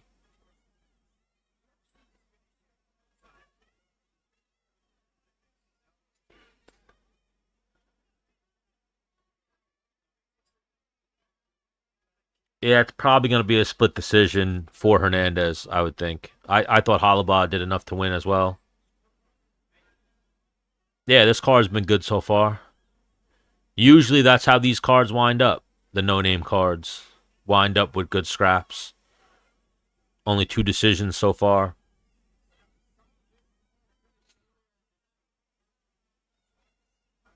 Kimura attempt by Hollabaugh here to end the fight.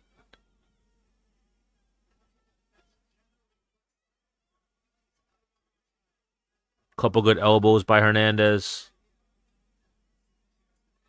Yeah, but I think both of those rounds, sometimes uninformed, or I don't want to say unskilled because how much skill, but just uninformed judges and how they judge fights sometimes. They'll give it to the guy who's on top, which is such a stupid way to judge fights. They're looking in their phone, they're watching the people around, and they're looking at the ring card girls. They're not judging the fights too intently, so they might have given one of those rounds to Hernandez.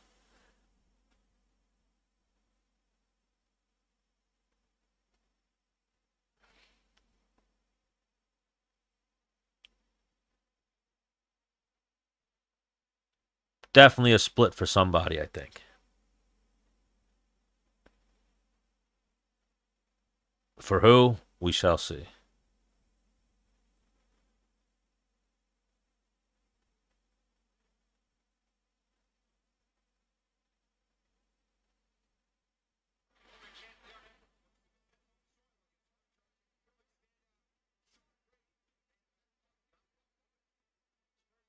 Who you guys think wins Sean Brady versus Leon Edwards next week?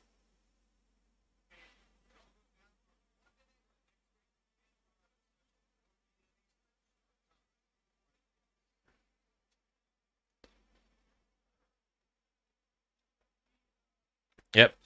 They're taking a few seconds extra, so it's definitely a split for somebody.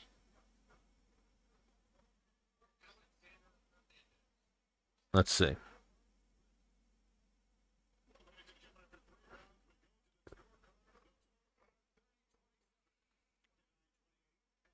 Oh, no, it's unanimous.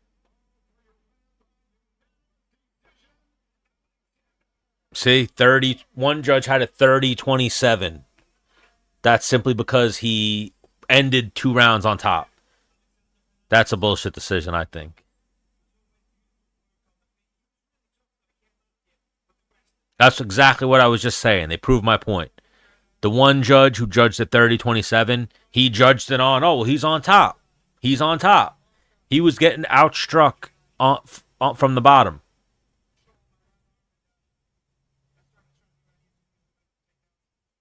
Yeah, that was a tough one.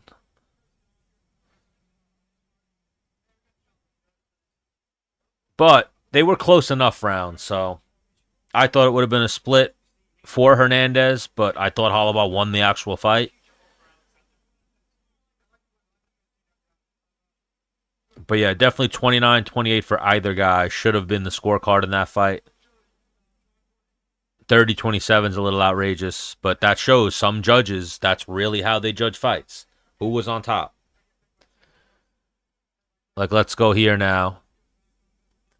All right, the striking numbers were close, 104-96, 4 takedowns. So the striking numbers do say Hernandez won. So maybe we were being a little biased because we think Hernandez isn't that good. So now, Zaleski dos Santos versus Chidi Njokuani.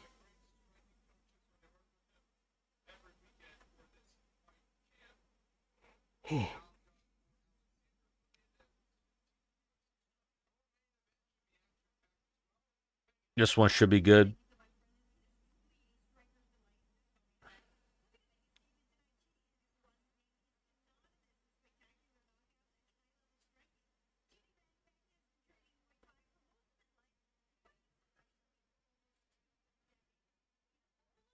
So Enja Kawani versus Dos Santos, co-main event. Pretty shitty co-main event.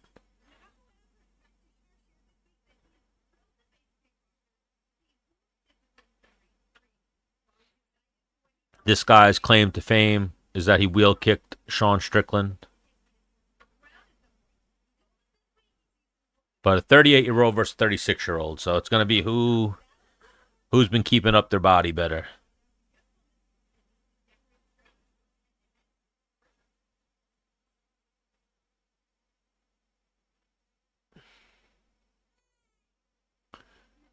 Who you guys think wins this next one?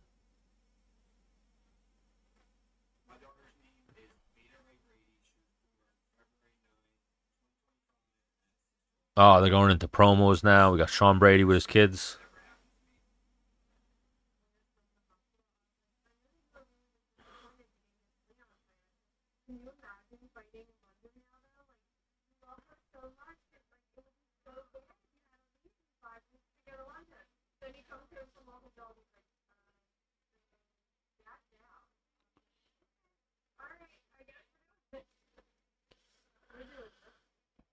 And now his wife. You would feel so bad if you had to fight in London, right?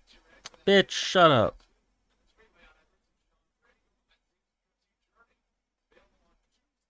Trying to make the guy regret his decisions. Trying to put food on the table for you and that baby.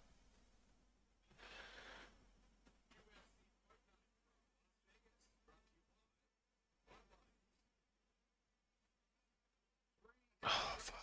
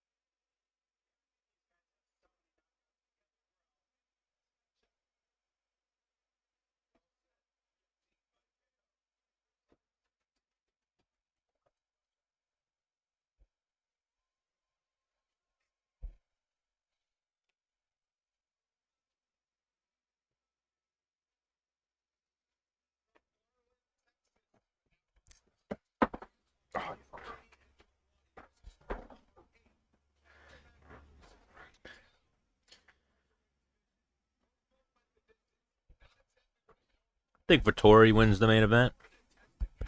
Should.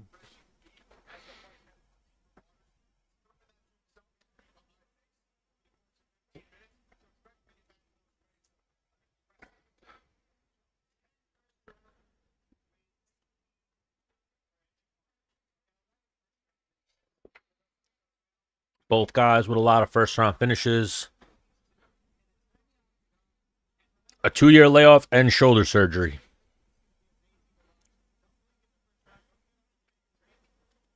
Switched up camps. Everything points against Vettori, but Dolidze is getting up there in age. Just had a kid with his side piece.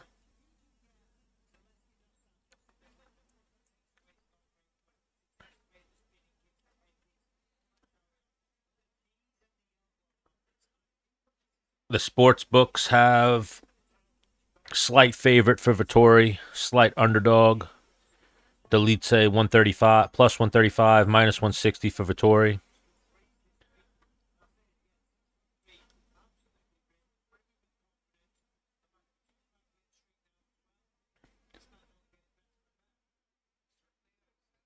I mean, you look at, Dolidze could win, but his last 2 wins are definitely questionable. Kevin Holland at 185 and Anthony Smith. Before that, a good fight with Imavov, a loss to Vettori. Previous fight was 3 rounds, though. This one will be 5. And then Vettori hasn't fought since a loss to Jared Cannonier in 2023. Little under 2 years. And the shoulder surgery is obviously going to be an issue, but I'm rooting for Vettori. I think Vettori wins. This one, Chidi or Dos Santos, I don't know. I usually try to go toward the younger guy when someone's over 35, but they're both over 35.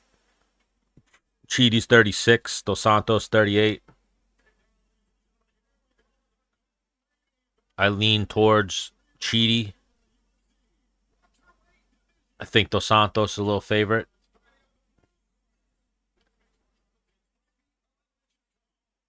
Chidi younger, won 3 in a row.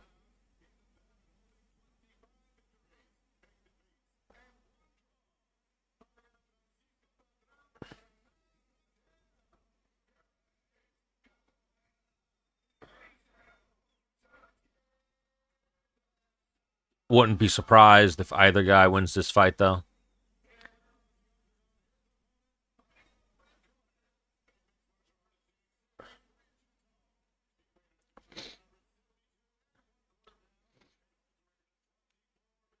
According to the live stats, which is usually a little bit ahead of the fights, looks like Chidi is coming out hot, 11-1 so far.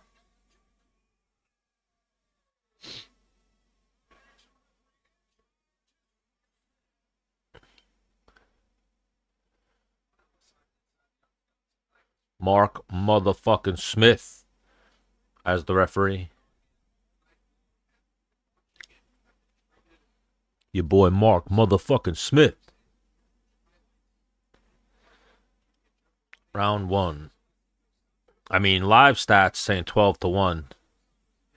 And Njokuani outlanding Dos Santos so far.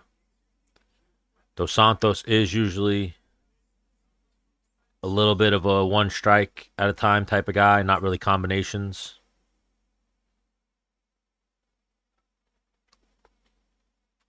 A good teep and then a good low kick for Njokuani.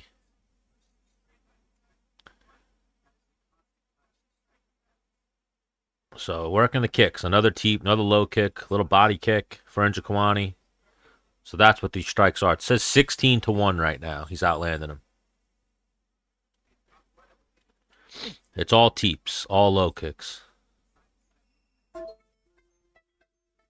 Come on, this stupid fucking thing. Making me put puzzle pieces together.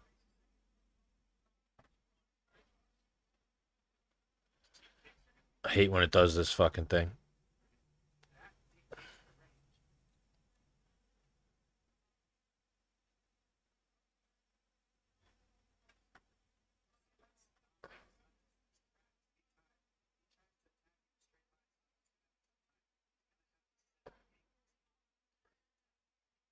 He's killing him so far with his teeth. And Jaquani's winning so far. Oh, there's the low blow. See, like right there. I don't give a fuck if it was an accident. Point deduction.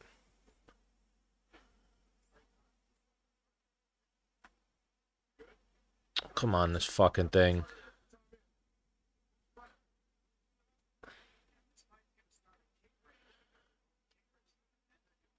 Well, they look like they're about to end my live because I couldn't put the fucking puzzle piece in the right spot.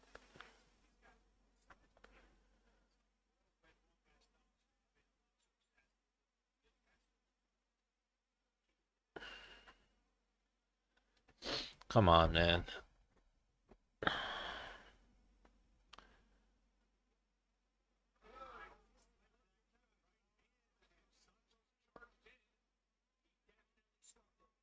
Oh, good punch there by Dos Santos, but then he goes for a takedown and gets taken down himself.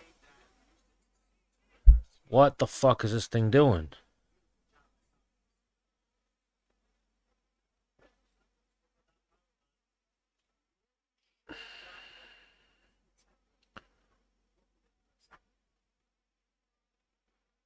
A little short right hand for Dos Santos. Oh, yeah, he rocked Njokuani there.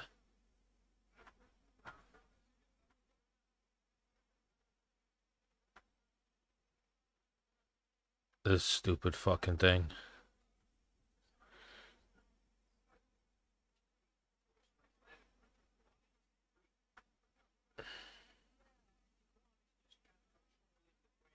Dos Santos in on a takedown.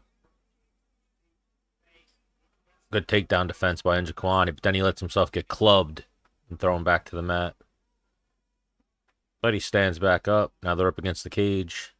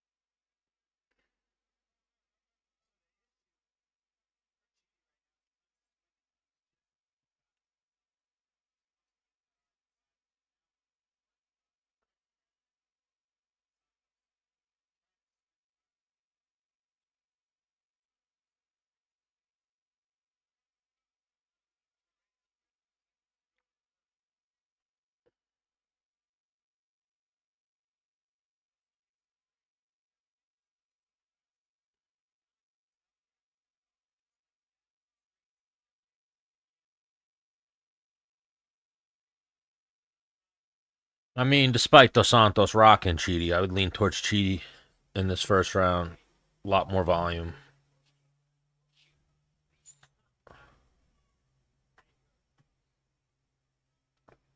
Their punch stats that they have are 28-12. But the most effective shot was landed by Dos Santos. They did credit Dos Santos with one takedown, too, where I didn't feel like he landed a takedown. Kind of popped right back to his feet.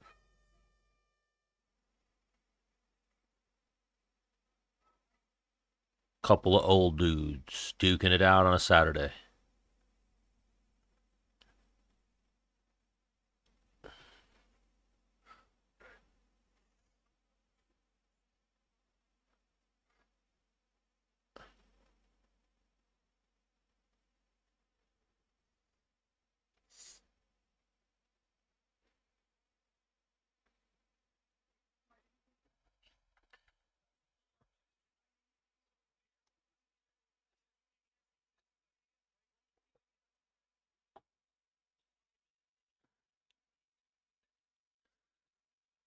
And Jaquani is breathing heavy.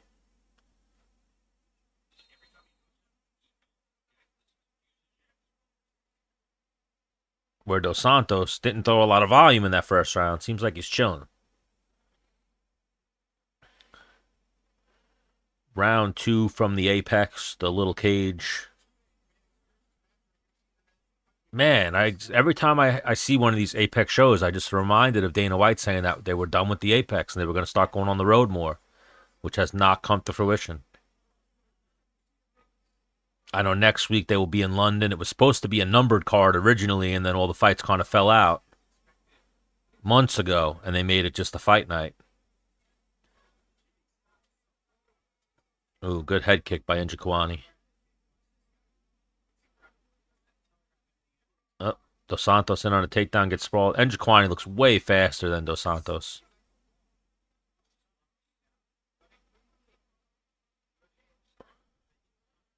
He's definitely tuning Dos Santos up with these kicks, mixing them up, going to the legs, going to the body, trying to slip in the occasional head kick.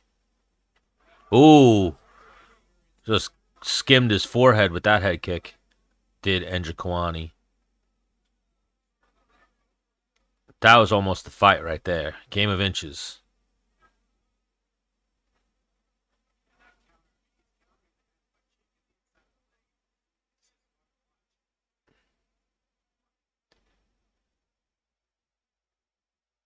I don't know about that. I think Njokuani looks like the better of the two so far.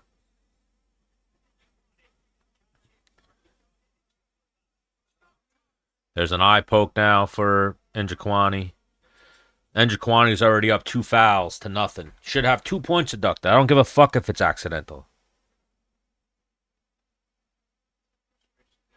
Got hit with a low blow. The low blow a little bit. I could see they were both kicking at the same time, but the eye poke, like, what the fuck?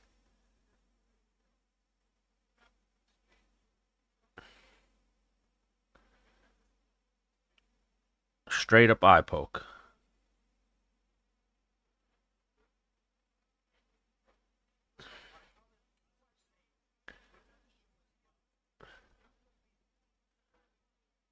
Who's out? You guys are a little bit ahead of me. I'd imagine Dos Santos is out. No? You guys are probably 10, 20 seconds ahead of me.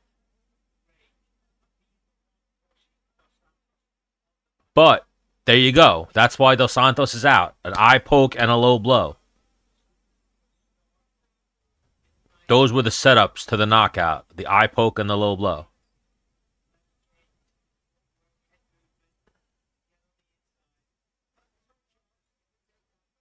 Good low kick for Njokuani. I'd imagine it's a head kick.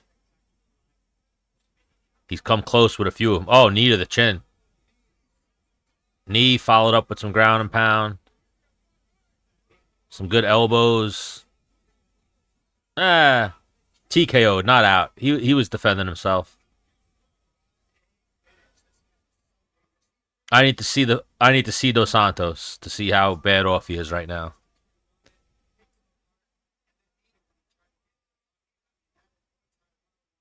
You know, it was probably going to get worse for him, but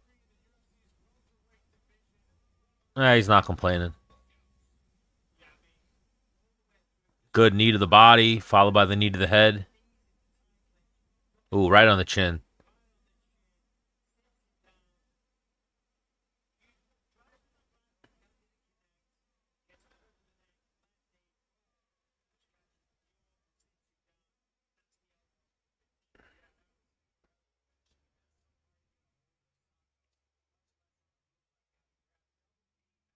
He protested a little bit immediately.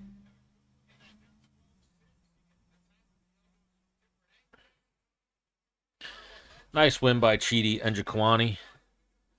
Yeah, Santos got TKO'd. TKO'd round number 2. He was behind the whole fight. And then again, the fucking fouls. They play such a big deal in the outcome of the fight. So basically, Njokuani, the low blow, all right, they were both throwing kicks at the same time, but he still landed it. And then the eye poke. So Santos got fouled twice and then TKO'd. That's one of the fucked up things about fighting, is the rules right now, as far as you can get away with these fouls. And there's no real repercussion for it. You were already warned in the locker room. You already were warned when you got licensed by the state. You're a professional fighter. You should know what the fucking rules are and what's a foul.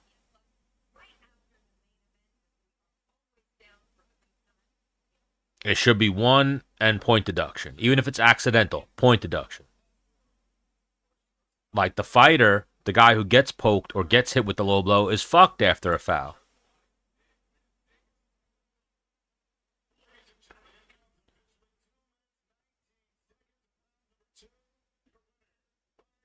Like, you're fighting, say you're a video game, you have your power bar, you're getting hit with punches, it's going down like this. When you get hit with a foul, it goes down so much. Especially the lull in the action, the break in the action, your adrenaline starts coming down. Let alone how impactful was the foul. An eye poke or a low blow completely changed the trajectory of the fight. It should be an immediate point deduction.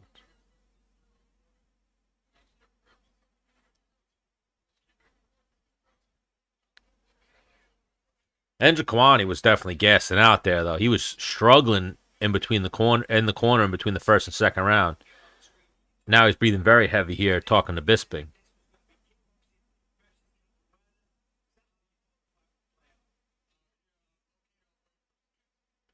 I mean, what is that, 4 in a row now for Chidi since he moved down to 170?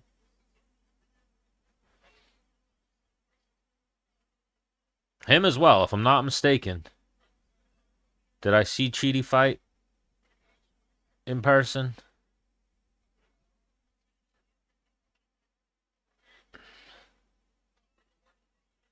Let me see.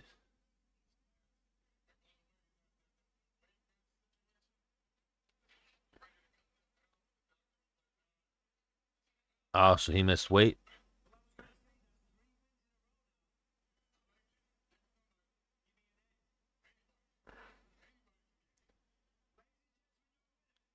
Nice win for Chidi Njokuani. But at 36, he's got to go now. Now is the only time he's got. And the door is about to close. Oh, so that's 3 in a row now.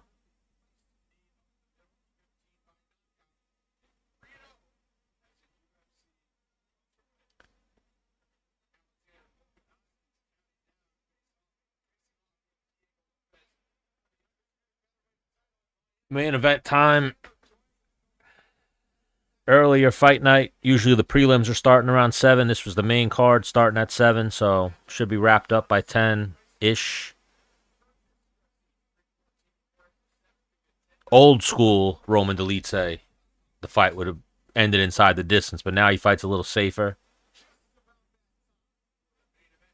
We got Vettori coming off a layoff, shoulder surgery, camp switch, deck stacked against him pretty much, but he is the slight favorite despite that. But all of those details usually would mean the deck is stacked against him a little bit.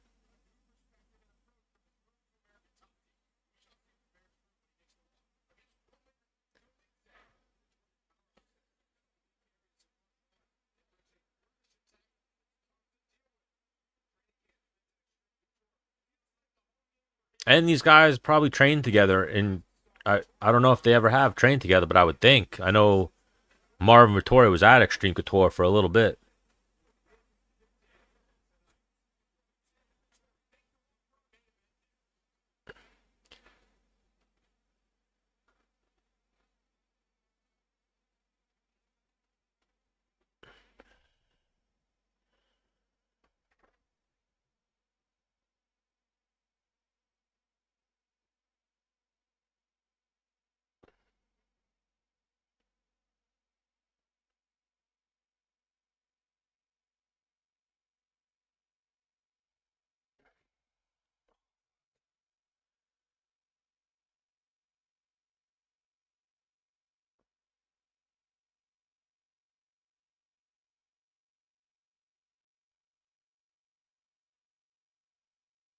Who you guys got in this main event now? Marvin Vettori versus Roman Dolidze rematch.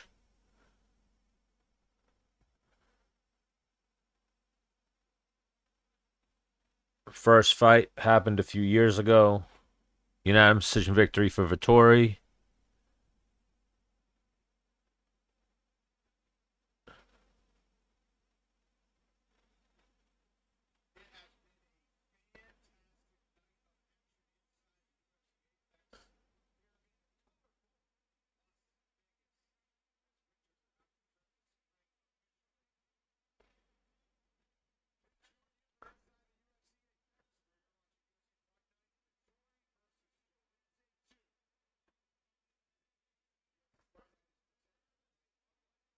Oh, there we go. What's up, Jay Slice? Sorry I missed these comments before. What's up, Benjamin Cornstock? Comstock, however you spell that. I do support the U.S. military. Or were you talking to Benjamin? Today's card was pretty good. I just started for the main card. I'm luckily not banned on TikTok. I'm live on TikTok right now as well. I didn't get banned last week. I don't think I'm getting banned this week. It's been a quiet day. It's usually when the chat's bigger, more exciting fights, I guess, when more people are tuning in, that I get trolls and people to argue with. Nothing crazy today, though. How much longer until TikTok is banned? Oh, TikTok in general or my TikTok? My TikTok's doing good. TikTok, I think they extended it, and I'm sure they'll find a new 50% owner in America. I don't think they're going to get banned. Too much money in it. It's too big of a business. They'll be able to grease the right pockets. I feel like that's the only reason TikTok was getting banned to begin with, was they didn't grease the right politicians. Where you have Meta, Facebook, whatever you call them, and all these other companies that pay the politicians off. So they get away with so much shit. They just bribe the right people. I support the military, sure. I don't support the people who decide what the military does for the most part. I mean, now I would say I do, though. I support Trump. I support some of the people he's been putting in power, but I don't support going to war for no reason. You know, I didn't even support going after the 9/11 terrorists because I think we were the terrorists that caused 9/11. We did that shit. Or we went after the wrong country. It was Saudi Arabia. And we went and fucking bombed Iraq or Afghanistan. You know, there's always more into that. Again, it's not the military. It's the people that decide what the military do that I don't trust. But yeah, I support the military. I love America. I was almost in the military, but I chose to do carpentry and train and try to fight when I was a kid. I was almost a Marine though. I went through all the tests. I was about to sign the paperwork. They were gonna have me be. I was gonna be like a good Marine too, like special forces. Like when I was younger, I was in shape. I used to work out with all the Marines and stuff. So my brother's friend was a Marine, and he had me take all the tests. And you have to take like an aptitude test and a mental test and stuff. And I scored very good in everything that they were gonna let me choose. Like I was gonna get chosen for the top shit. And then my brother's friend, who was in Afghanistan at the time, one of the times when he came home, him and one of his other military friends like talked me out of it and were like, I don't think you should join the military right now. There's a war going on. It's bullshit. And then he told me the shit, like we're over there guarding the fucking poppy fields and some bullshit. And then as I got older and just learned more about the way the world works, I see that a lot of what the military does is just to make politicians more rich. I'm working right now, Benjamin Comstock. Is it Cornstock or Comstock? I got bad vision.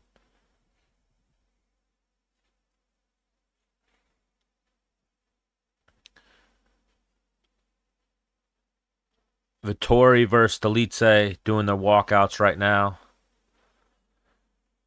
But yeah, I support the military. I don't want military people to die. Again, I don't support the politicians because they send military people to work to go fight in wars and die for unjust causes and bullshit.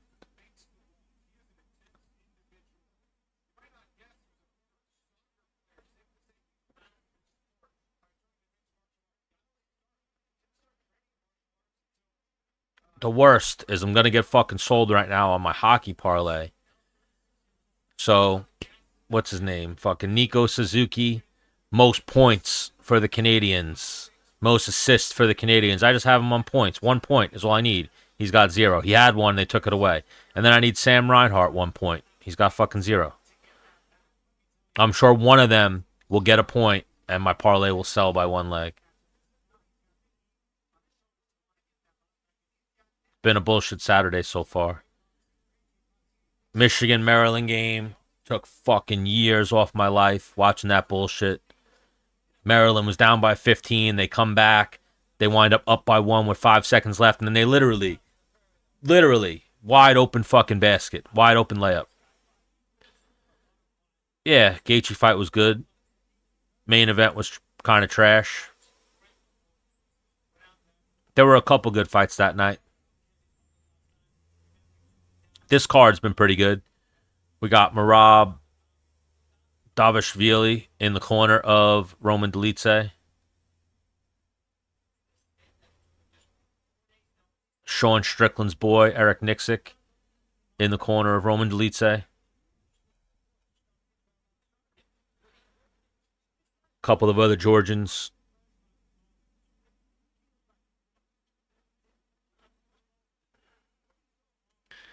But yeah, again, like I started my live today talking about, because when I first put when the main card was starting, they were talking about how Dolidze just had a kid. So I'm like, oh shit, did he have the kid with the UFC fighter girl that he stole? Because if you remember, JP Buys was married to Shailene Villalmus, whatever her name was, and they broke up because she cheated on him with Dolidze. She left her husband then for Dolidze. And then I don't know. I'd have to find the confirmation on it. Something I was reading, but I didn't get to go too deep into it because I started streaming and whatnot. Is Dolidze has a wife and a kid already, and Vilmus was his side piece that he got pregnant and had the kid with, or I might be misinformed on that.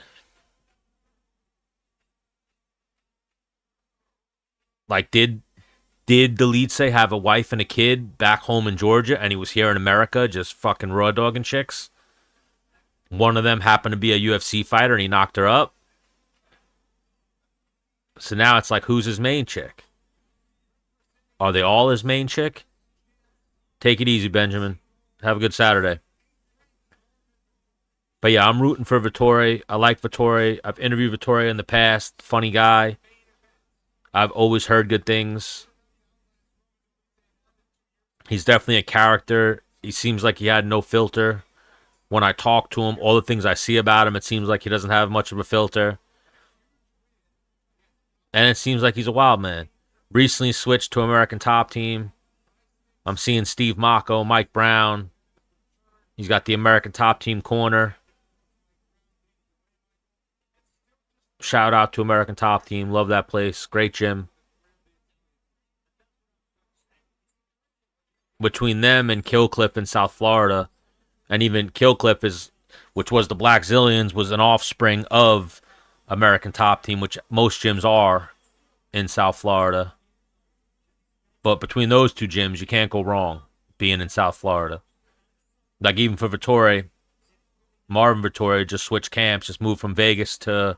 if you're doing this and you're trying to train with the best guys every day, day in, day out, it's Vegas or it's Florida.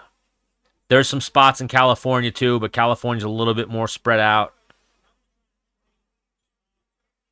Vegas and South Florida, though, are the hotbeds.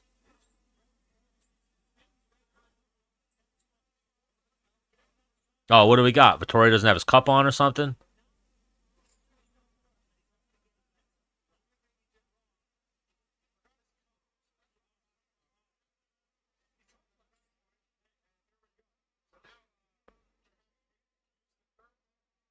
Oh, Vettori forgot his cup. How the fuck do you forget your cup? I guess he hasn't fought in a minute.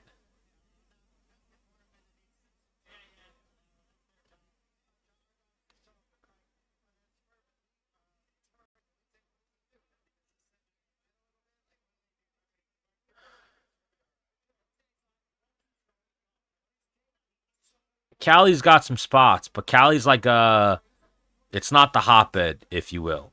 There's spots, but Vegas and South Florida are where like the super gyms are.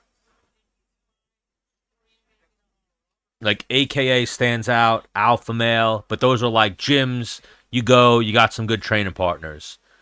If you go to Vegas or Florida, that's where the rotation constantly is. Like that's where people go and visit. That's where people go move, relocate to train. It just happens more. There are some gyms in California though.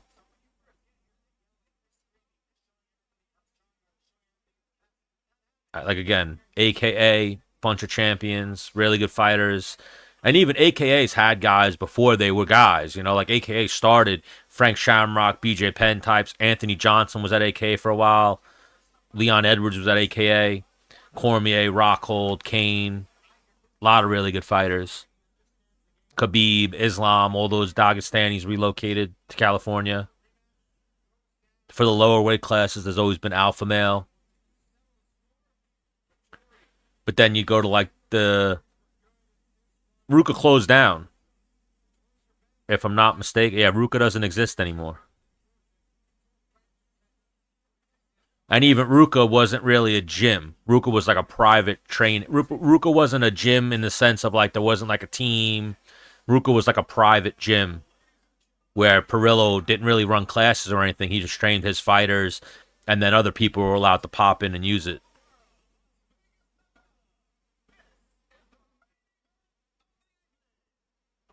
Like I told you, when I was out there, Perillo came up to us and was like, don't fucking train with this guy. And the guy he was talking about was Strickland. And Strickland would just be there, like hitting a bag, walk over to another bag, hit another bag, and just waiting for people to come in. And then you'd be like, hey, you want to do some rounds together? It wasn't like a class structure or... Yeah, Jackson's isn't a team, though. It's like a gym, a celebrity gym, if you will, that people just can pop in and train at. There is that team. I forget what they call it, but there was a little team out there where it was like Dillashaw, Cub Swanson, Anthony McKee. They had a few good guys. Aaron Pico was with them for a little bit. There's outliers. There's teams that are decent, but they're not like hotbeds. Like I said, Vegas, the hole-in-the-wall gyms in Vegas, you could find UFC guys. Florida, the hole-in-the-wall gyms, you could find jiu-jitsu world champions. You could find UFC fighters. And then there's these super gyms that are like a mile away. Like even that. American Top Team and Killcliff, they're right down the block from each other. They're 15-minute drives. Like I know in Vegas, a lot of those gyms, like again, any gym you can walk into and there's really good guys, they're all not far from each other. Like the Apex, where it's like a gym, but there's not really a team. I do know they started running classes at the PI. Like there are sometimes classes, but I don't think it's like a structured curriculum. I think it's like a guy says, hey, I'll be teaching a class. I'm going to teach a bunch of UFC guys. I don't know if there's like mom and pop type classes. But yeah, AKA could be up there with the best gym conversation. So here's round one, the rematch. The throwback gym is Miletich, but Miletich fell apart when Miletich stepped away a little bit, and then nobody really kept it up, and then the gym closed.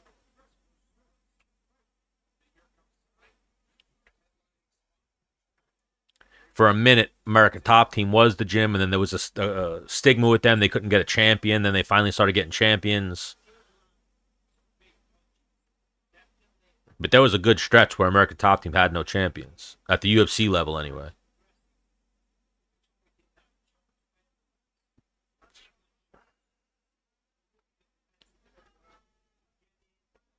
But yeah, 5 rounds will be interesting here.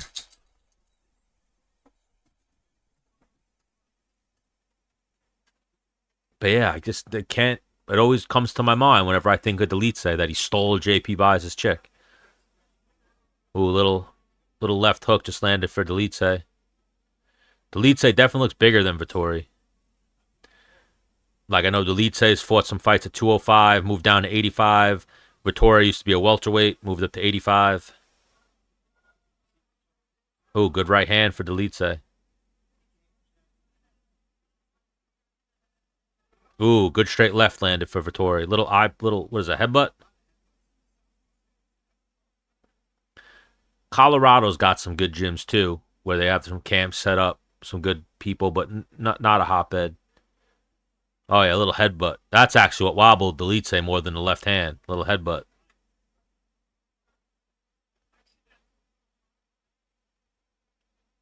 Yeah, I know that they have a garage, but they also had a gym. That garage is pretty good. That garage is like Dillashaw, Cub Swanson. They had Aaron Pico out there with them for a little bit before he moved to New Mexico. what's his name? AJ McKee Jr. And then there's some outlier gyms. There's King's MMA out there. There used to be the Rain Training Center, but it closed down. Ooh, another good left hook landed for Dolidze. Vettori keeps walking into that. That's something else we know of Vettori. Iron chin. Very durable.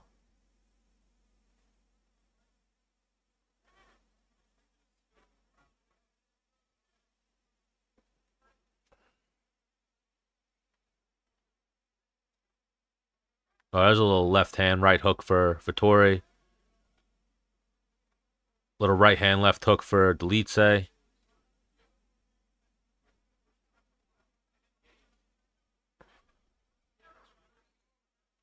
Yeah, New Mexico, there's pretty much just Jackson's.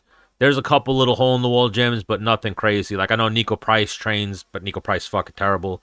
I know Carlos Condit at one point was not really with Jackson's, was with some other little gym. But yeah, New Mexico is just Jackson's pretty much.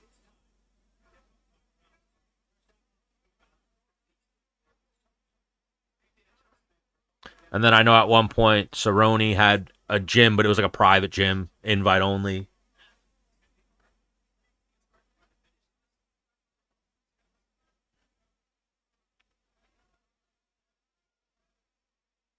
But Vettori looks like he's almost about to break his leg. He keeps kicking. He's not landing a calf kick. Keeps kicking him straight in the chin. That's just where Greg Jackson and Winklejohn were from, New Mexico.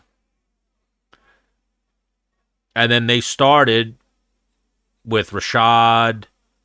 Rashad was pretty much their first big name, if I remember correctly. I mean, Carlos Condit, Rashad. They started drawing GSP out there. Then they got John Jones out there. And then they always kind of had like guys rotating in and out. Oh yeah, the BJ Penn shit's crazy. I don't know what the fuck. Clearly CTE. You could watch that guy's fights and see he's gonna have brain damage when he's older. Just that GSP fight alone, GSP fucking murdered him in that second fight. And then just look at what is that? Yair. Yair took years off BJ Penn's life. Nice little exchange there for both guys. But yeah, BJ Penn looks like he's crazy. I'll definitely talk about that after this fight and get into it.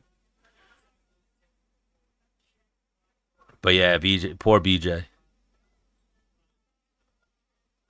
It sucks because the more he talks, I know he wanted to get into politics. The more he talks, he's going to ruin his future political chances. But then you're also seeing his brain might be a little fried. Do we really want that guy in any type of political office?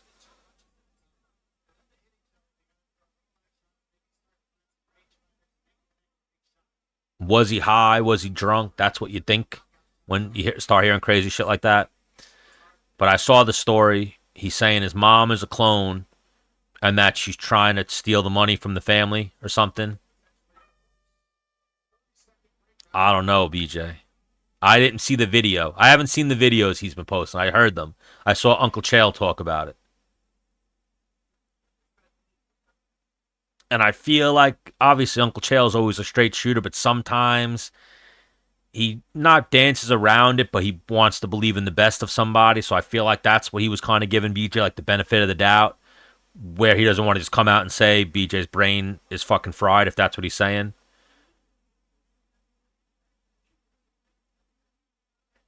Is BJ a flat earther? I don't think he is. I've never heard that. He could be, though. I just don't. I never heard it. But he's definitely a conspiracy theorist. But I'm a conspiracy theorist, and most of the conspiracies I believe in are fucking true. They all came to be true. Like I said, my brother's friend was who got me into joining the Marines. He then came home from a tour in Afghanistan and told me, don't join the fucking Marines. We're babysitting poppy fields right now. Like, that's what we do. We're over there protecting poppy fields. And this was in 2004, 2005.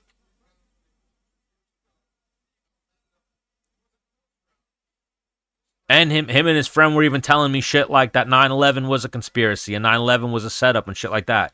And this was back in 2004, 2005. All the tests. I took all the tests. I was about to sign the papers. I used to have the guy. His name was Staff Sergeant Goodwater. He used to call me every day. He called me every day for like 3 years. And it was because I was like one of his top recruits, if you will. And I did good on the test, the placement test that I took for the military.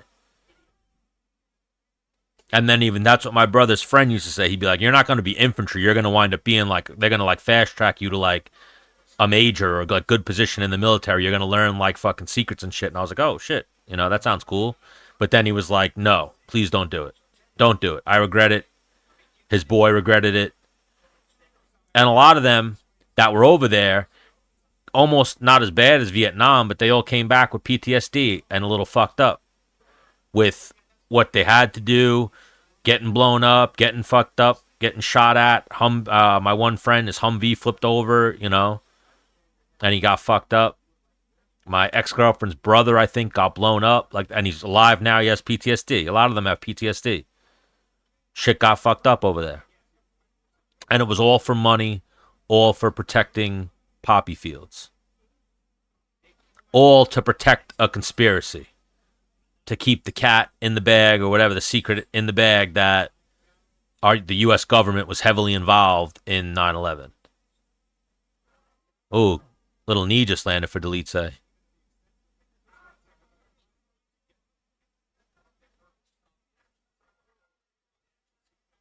I feel like Dolidze is winning some of these exchanges.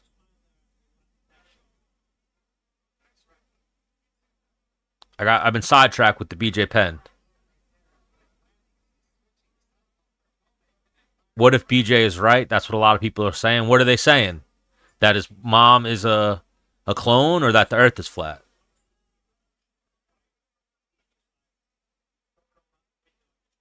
I mean, I've never looked into the earth being flat too much. I've seen people look into it, and then I've watched those videos, and I've seen the hot air balloon and the curvature of the earth would be my best example that the earth might be spheric. His mom being a clone, I haven't looked into. It is pretty funny, though. Oh, saying his mom's a different lady? It could be. BJ started leaning far to the right. He was trying to get elected on the right in Hawaii.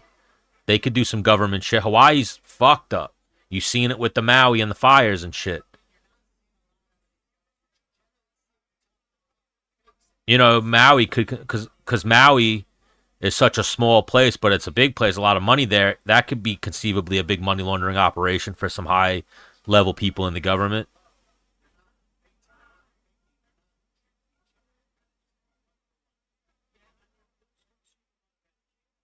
She sold the property for millions. I haven't looked into it enough. I gotta do a deep dive.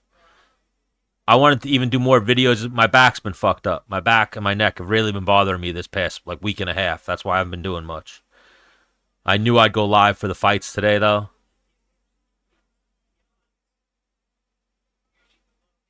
Yeah, Hawaii is fucked up, and BJ is their savior. They do love him there. We need a BJ Penn. I saw one video.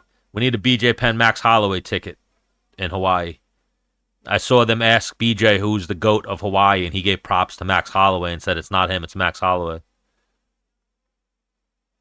One of my favorite videos ever is that BJ Penn video where he gets knocked out in the street fight or dropped, and he gets hit, goes off, lands, and then comes back up, and then he chases the guy down and beats the guy up in a fucking pizza parlor or wherever.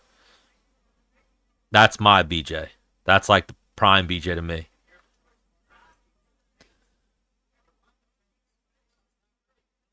Yeah, like I told you, I've been around BJ. BJ has like a lion in the room vibe. Even though he's little, he just you could tell he's crazy. He has like that. All right, there's a crazy person in the room with us. Just chill. Yeah, he got caught by that big Hawaiian dude in the street fight. Definite CTE.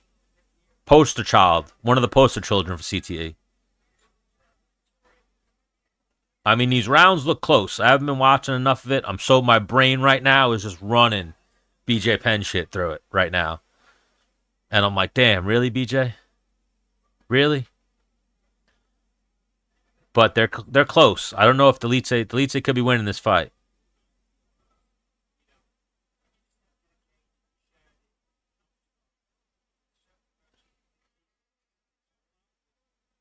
I'm gonna be so fucking pissed if Reinhardt and Suzuki don't get a point. I'm gonna be so pissed because Suzuki had a point and they took it away. And then Reinhardt just fucking sucked. Yeah, he seems like a clown. Joshua Fabia. He was around. So I have crazy Diego stories too when I was in Florida. And I went to Diego versus Kevin Lee. Diego's got CTE. Like at one point, I have videos. I have funny videos I should post where like Diego was in. Everyone in the room was looking at Diego and being like, "This guy's fucking crazy." He was like,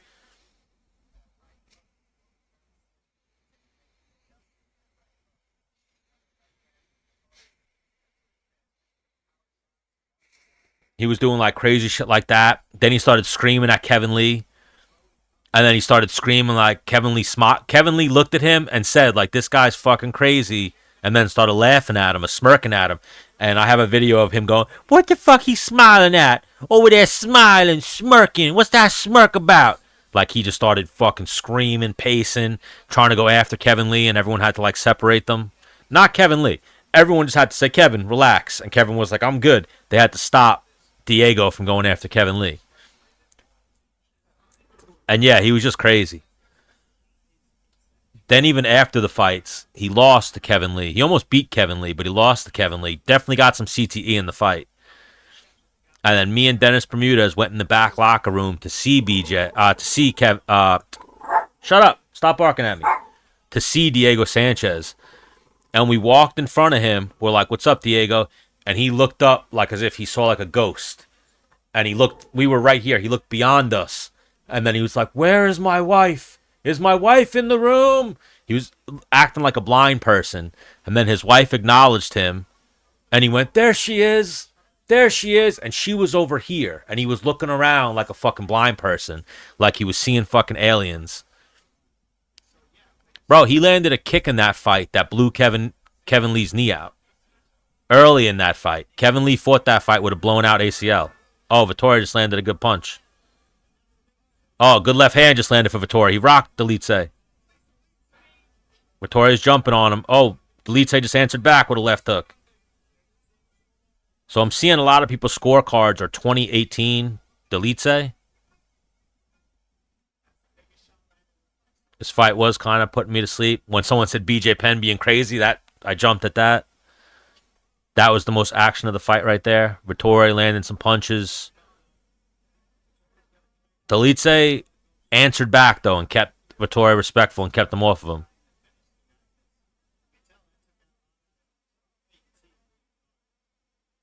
Did Vettori just gas himself out a little bit there?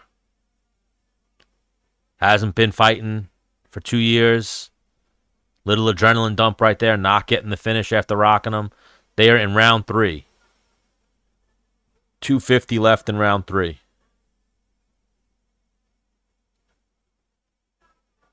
I was seeing a lot of the scorecards people were posting were 2018 Dolidze. Little slow paced and rusty looking for Vettori so far.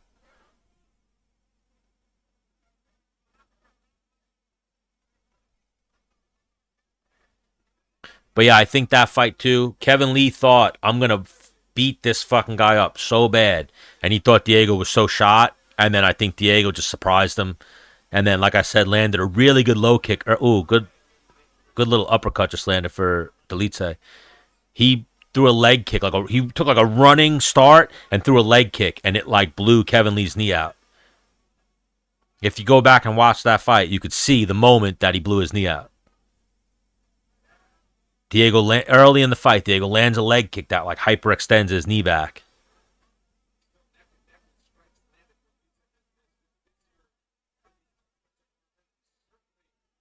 But yeah, Kevin Lee should have killed him.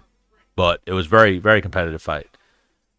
But then again, after the fight, clear signs of CTE and just being a crazy person for Diego. He was acting like Stevie Wonder, like everyone was right here, and he was like, Then he started screaming for his wife, and his wife was right here, and he was still like this. And I remember me and Dennis looked at each other and were like, what the fuck is that? Like, what the fuck is wrong with this guy right now? And then we went up to Kevin Lee, and Kevin Lee was like hobbling out, getting carried out, helped out, and he was like, "Oh, I fucking blew my knee out." We were trying to see who was partying, and he was like, "Ah, I just blew my knee out." Then we saw Hector Lombard. Hector Lombard was like, "You guys come with me. We're partying." Good low kick for Dolidze. And then we went out to a Brazilian steakhouse with Hector Lombard.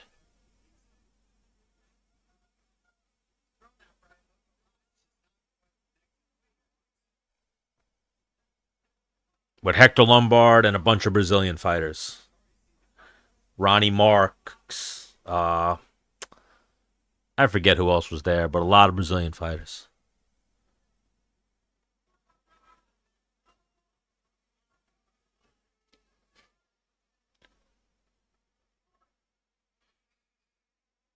So I think Vettori probably won that round. We'll call it 2-1. So gutted by my fucking hockey bet's gonna sell.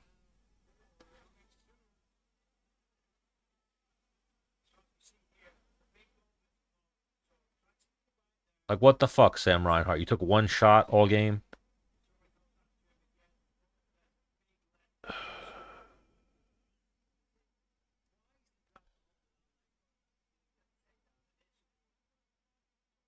See, like, Vettori had him hurt, but then Dolidze just planted his feet and landed a couple of punches back. Dolidze looks like he's hurting right now, though.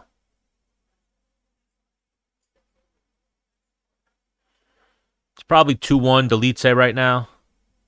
Round 4 about to start. Dolidze's looking a little exhausted. I'm seeing a few different scorecards. I'm seeing 2-1 Vettori, 2-1 Dolidze. It's 2-1 somebody.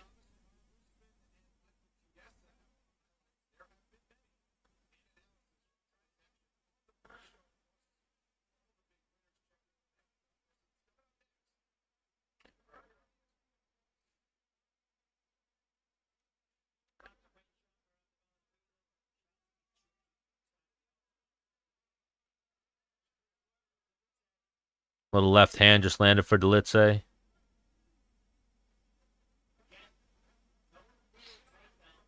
A little glancing left hand lands for Vettori.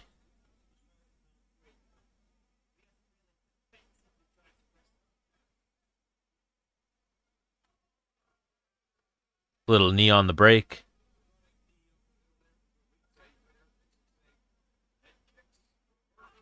Ooh, good right hand landed for Dolidze.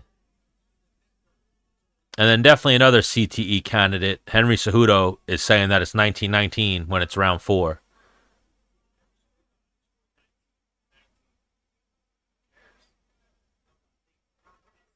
That's funny.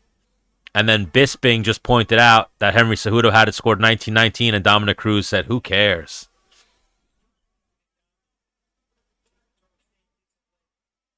They hate each other. Both from Arizona. You know, I thought Henry won the fight, but a little bit early of a stoppage. Controversial stoppage. Olberg can beat Pereira, probably. Olberg's got a lot of potential, but, I mean, he's got a chance. We are in round 4 right now. It could be either guy's fight right now. It's not a very entertaining fight. Probably lean a little bit more towards Dolidze. Whenever Vettori starts having a moment, Dolidze plants his feet and lands punches to keep him honest.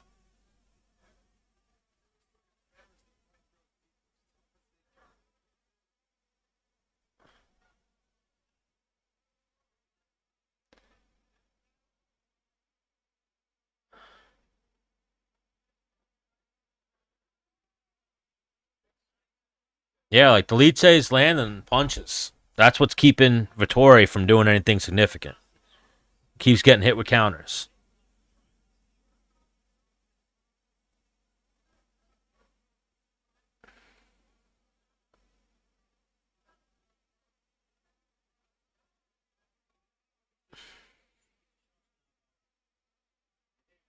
Fucking bullshit.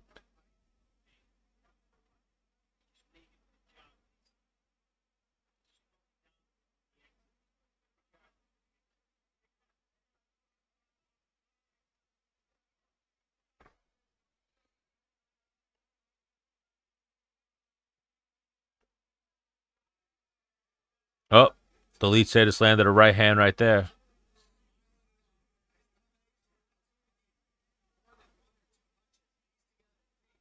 I mean, he's smiling, but he's not winning this fight at the moment.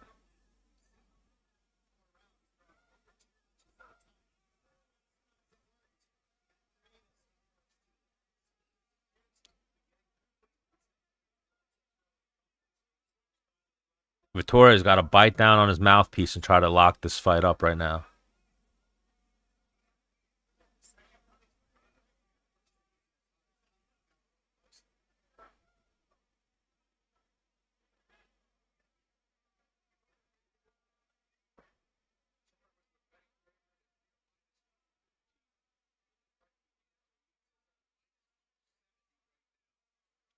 The odds, Dolidze is minus 270 right now, so he's winning.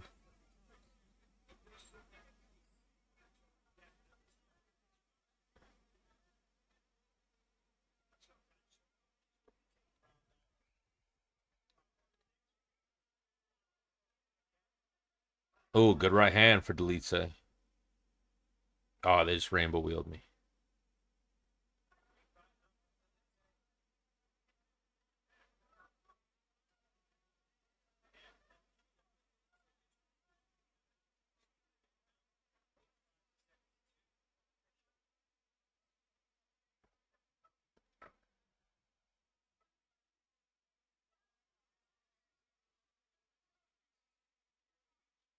What's up, Jay Slice? What's up, Benjamin? Yeah, I mean, this might be 2-2, 3-1.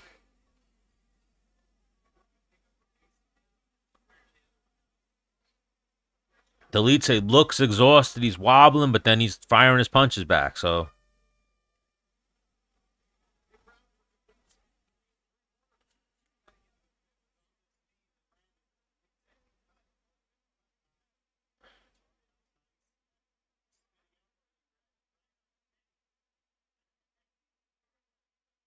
man, today pissed me off though.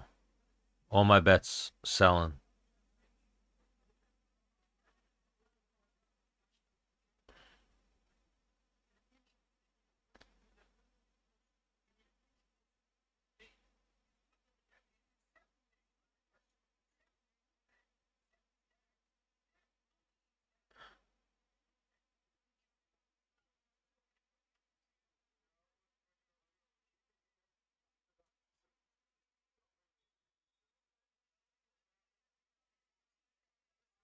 Final round right here.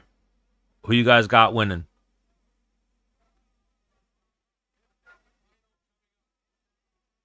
Vettori needs to bite down on his mouthpiece and start swinging right now. Otherwise, he's losing the decision.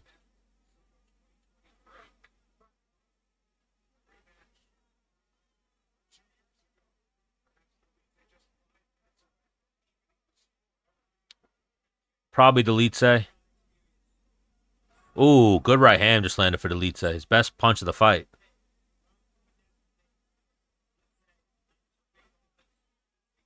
Good chin showed by Vettori. He's stepping on the gas, though, it looks like here, but he's already walked into a few shots. Dolidze looks exhausted. Vettori looks like the fresher of the two. Dolidze just waved him on.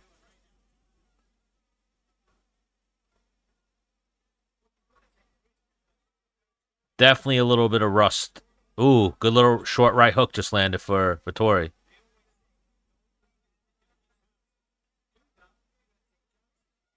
Round 5. Final round. I'm seeing all different scorecards. I'm seeing 2-2, 3-1. The sports books are saying Dolidze. He's a sizable favorite.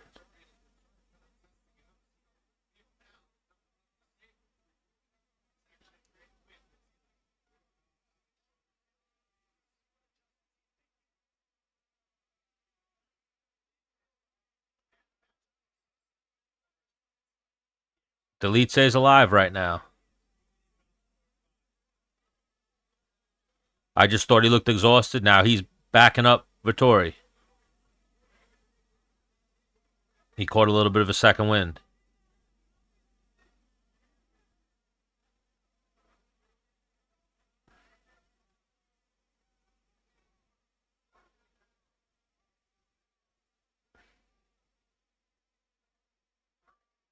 Three minutes left.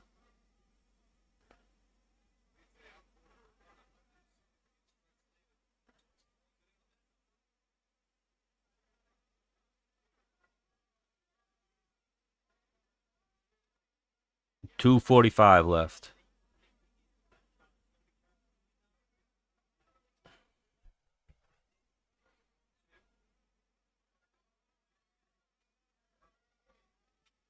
Good body kick by Dolidze.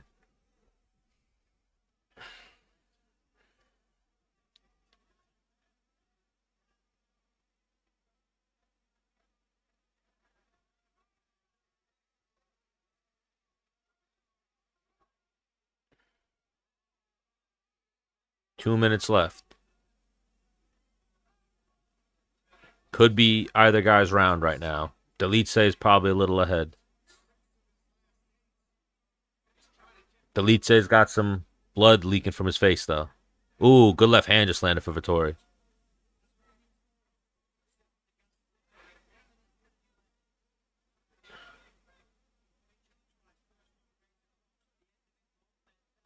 Low kick from Dolidze.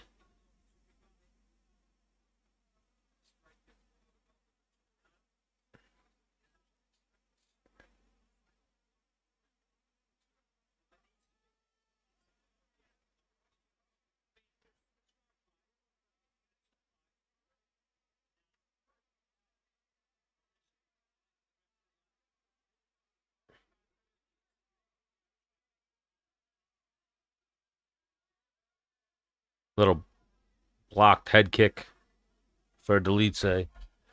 Oh, that one caught him a little bit. Another head kick from Dolidze hit him with the toes.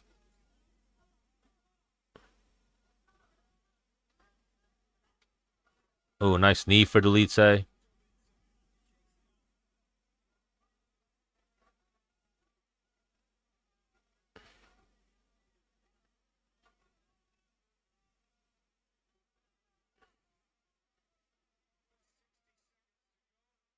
Minute left. Vettori complaining about an eye poke or his fingers out. Little left hook just landed for Dolidze.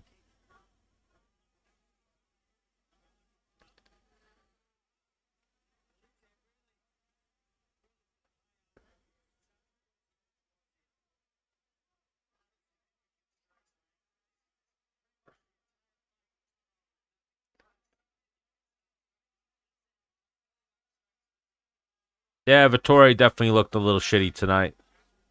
Not throwing enough, getting outworked. Dolidze, every time you thought he was done, fired back. He got rocked, fired back. He looked tired. He started fighting back. Started stalking Vettori. Good performance by Dolidze. Shitty performance for Vettori. Vettori is definitely going to complain after that fight about fouls and shit like that.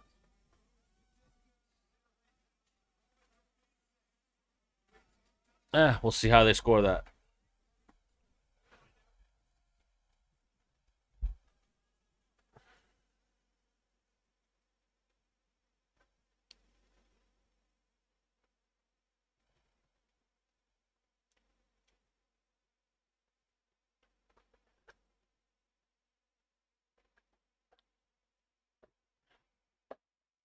You know, shitty day when you lose your parlays.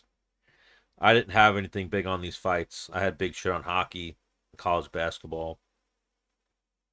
Hell of a day. So, how do you think that fight went? Dolidze probably wins the decision. He was more active. He landed more shots. The numbers on UFC.com say 134 to 105. Dolidze. 0 takedown attempts. Well, they're saying 1 takedown attempt for Dolidze. Probably Dolidze is going to win. Ritty, Shmoney.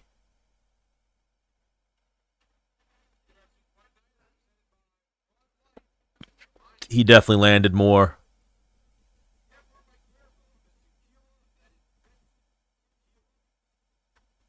Rusty looking performance for Marvin Vettori.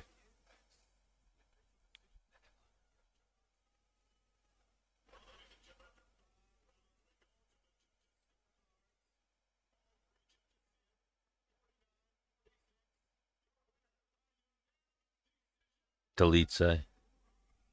All three judges 49-46.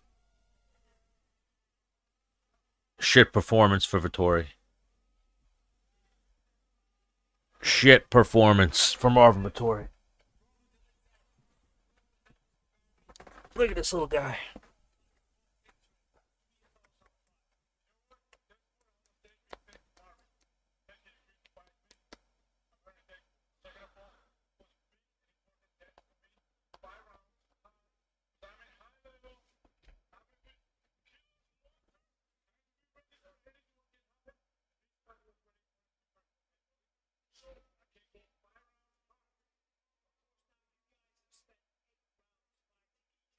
Did you win money at the casino?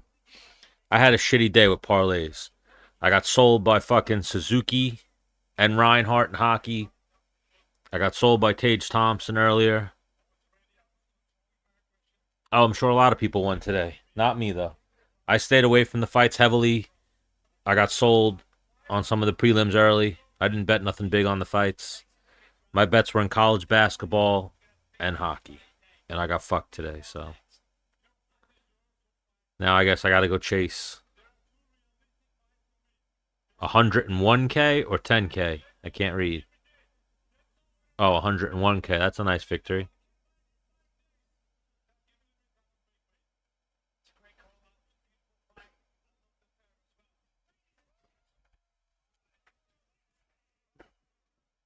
What's up, Joe?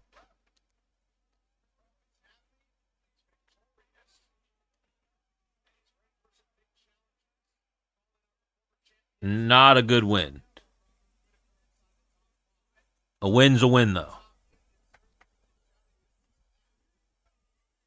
You're not going to believe it. In my backyard, we get a lot of wildlife. And this groundhog had a peanut butter mug stuck on his head. I had to call animal control to yank it off. I've never seen such a thing in my life. So my dog on my property, I have a groundhog. I have like a corner dwelling, and the groundhog is actually not my actual house. I have like a shed, could be a store, but we haven't turned it into anything. And used to be a store before I bought this house. And a groundhog started digging out under the house and kind of fucked up the foundation. My dog would actually go into a groundhog hole and fight the groundhog to the death if I let her.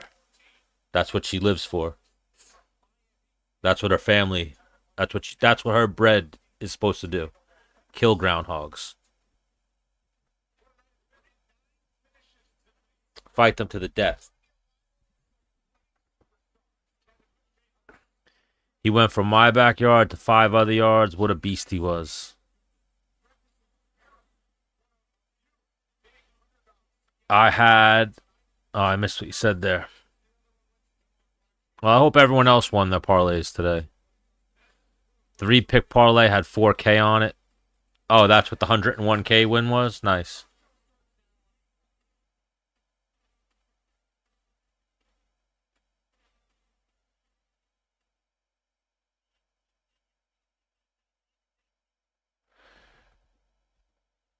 But yeah, good day of fights. Good night, whatever you want to call it. But no parlay wins for me today. Now I gotta, once I hop off these lives, or I hopped off the one on my phone, now maybe I'll start chasing some shit, which is never fun.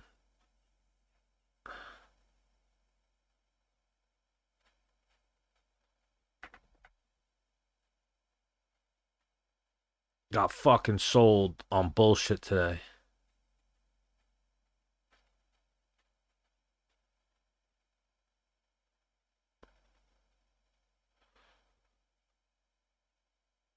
But yeah, sometimes you gotta let the Patterdales out, and they would have killed that groundhog. She would have fucked that groundhog up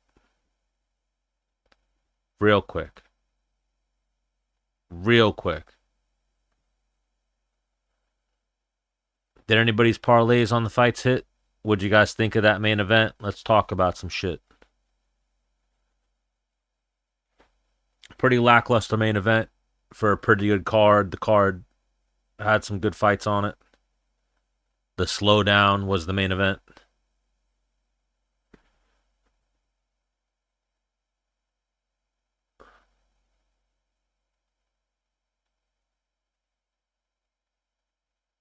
Let's see what we got.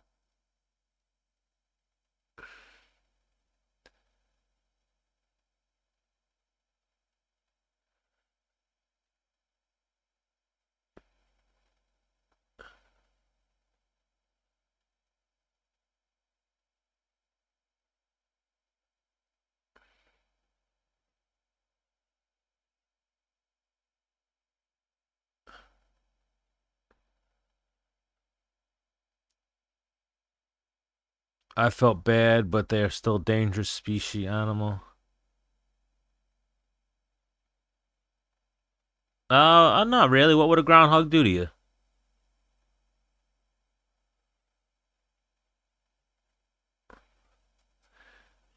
Oh, who's the guy who won? Was it this guy, Matty Betts? Just popped up on my TikTok with that bet. Yeah, he won $100,000 on Dolidze by decision. Vallejos KO and Blackshear sub. I saw that video earlier today. I should have took it. I did not though. Good for that guy.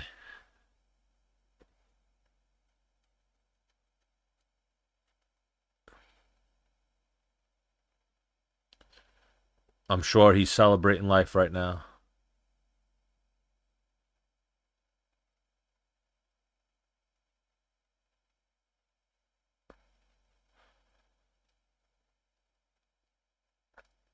That would have been my luck getting it off his head,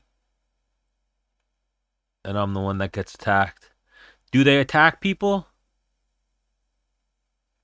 I feel like groundhogs probably run from people. They're not about that life.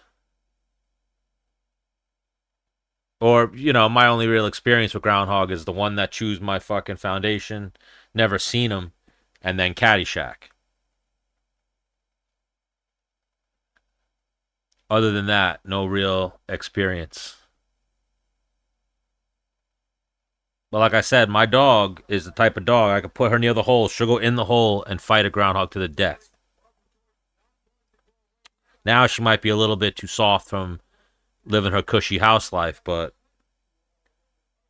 she's supposed to be a working dog who kills vermin. She's got some kills though. Field mice, rodents, a bat. She's got some kills. She goes after shit. She got a really high prey drive. But I've yet to send her in a hole to attack a groundhog. She'd go, though, in a heartbeat.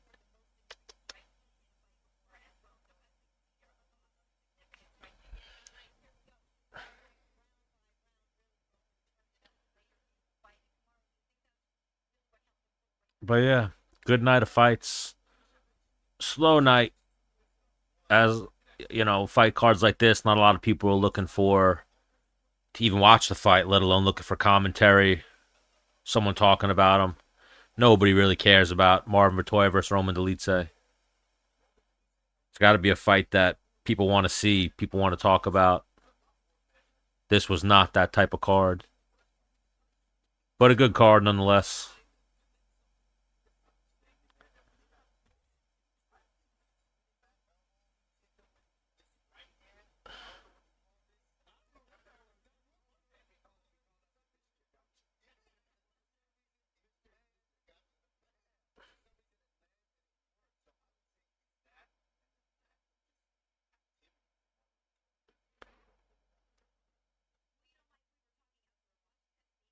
Yeah, she'll kill a mouse. She's killed a few. You know, I live in upstate New York now. We get field mice. She kills them all. And she goes fucking feral if she smells one or sees one. And then when I lived in Long Island, our back garage, we had a mouse. She smelt it. This is when she was a young puppy. She smelt it or saw it one time but didn't catch it. And then every night, she'd go back there. And then one night, just opened the door. She sprinted back there and fucking caught it, chewed it. I started screaming at her to drop it. She fucking and swallowed it whole. And I was like, oh man, my dog's going to be fucked up now. She just ate a mouse. But nope, she broke it down, past its little bones. And then she developed a taste for mice.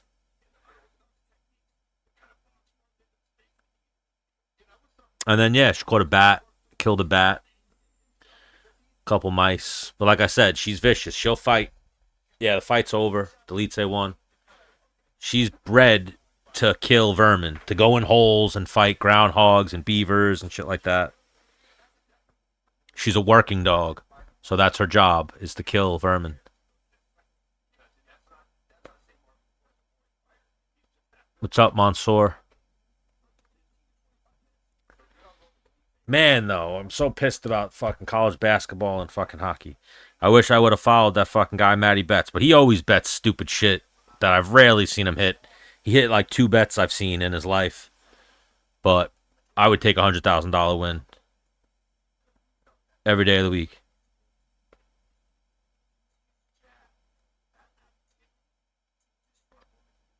That's a nice little score.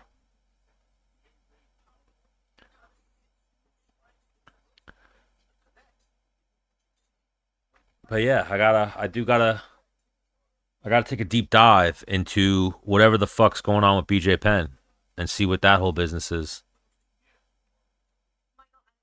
I don't know enough to speak on it. I just watched the Uncle Chael video where he said that BJ been saying some shit about his mom being an imposter.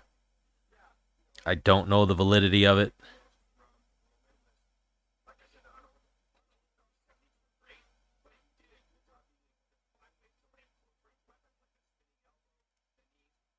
But apparently his mom's an imposter trying to steal his family's money. It's probably just brain damage, but you got to look into it. Like anything, you always got to look into it before you hand in your final report.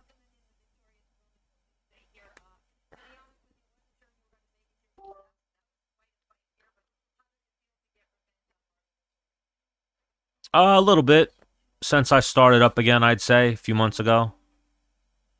Nothing crazy. You know, we used to have a lot more loyal viewers and fans when we were consistent. You know, we were consistent for a few years, a year or two, a good year, good 2 years, where we had a little audience. But I guess they've all found other shit to watch now. You know, if we had fans, we were MIA on them for over a year.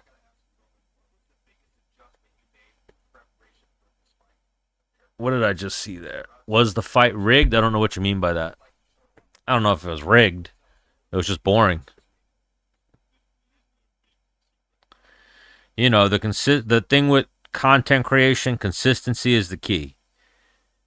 It's either you're making content or releasing content every day at a time, or just consistent every day or weekly. It's all about consistency. And then, like, if you ever watch any of those bigger creators, that kid Speed or Kai Sanat or Aiden, they all tell the story of how they had one viewer, MMA Guru, they had one viewer, then next week it was 2, then next week it was 3. So just about consistency. And then slowly building up your following.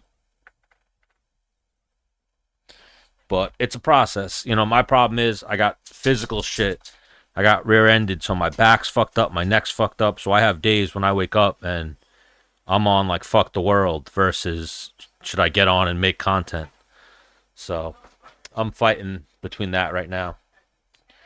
Neck and back problems, which I've said it before. Like when Arman Sarukian lost that fight with Islam, Dana White was like, oh, he's not getting the title shot. Dana White's probably never had a back problem.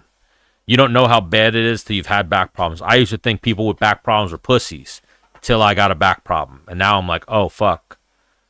I get it now. Once you have a back problem, it's very life altering. Really ruins your fucking days. Shit is terrible.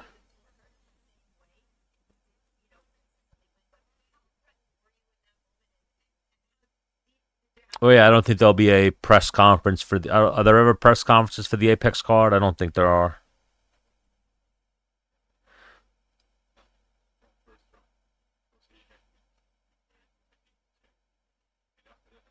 Dolidze just said he didn't remember anything from the fight because he was rocked.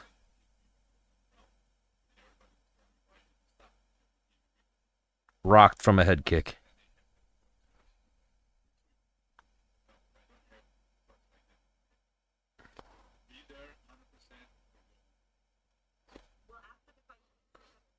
But yeah, it says the middleweight division has been busy lately. 8 of the top 10 middleweights have fought since, let's say, February 1st. I think that's all it was, why they matched these two up again. It was just busy.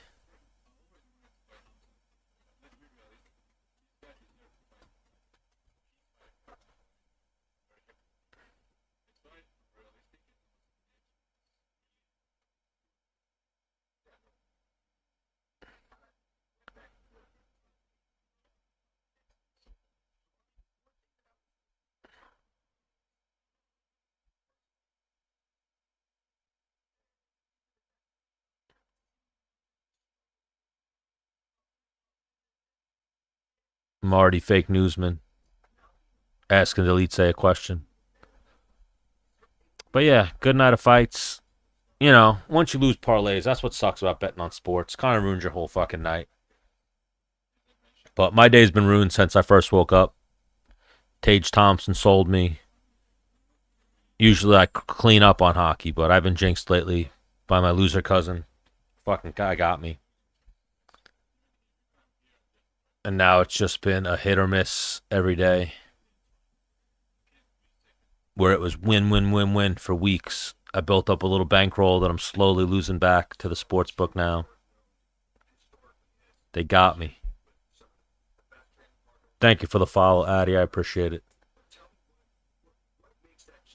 But yeah, what do you guys want to talk about? Give me a topic. Give me a conversation. Someone start talking. You know, I want to maybe go live. I don't know if I'm going to go live tonight, tomorrow. I want to try to sell some sports cards just because I'm building up too many now. I sent in a bunch to get graded, waiting for those to come back. I'd like to just get rid of the ones kind of that I don't want to get graded. But we'll see. If you guys can, don't forget to like the live. Throw me a follow. I usually go live when there's fights, whether it be boxing or MMA. But yeah, all the life was sucked out of me today by Maryland college basketball team. They had the win, and then they gave up a fucking layup with 1 second left. Didn't even fucking defend the rim. Killed my whole day. But that's how it be sometimes.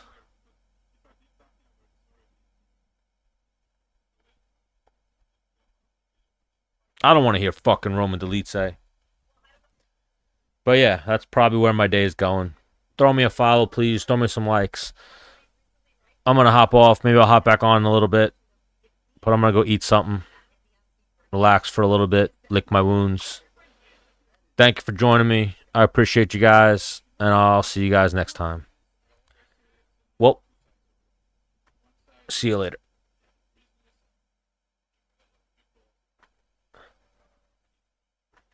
But please, before I go, be sure to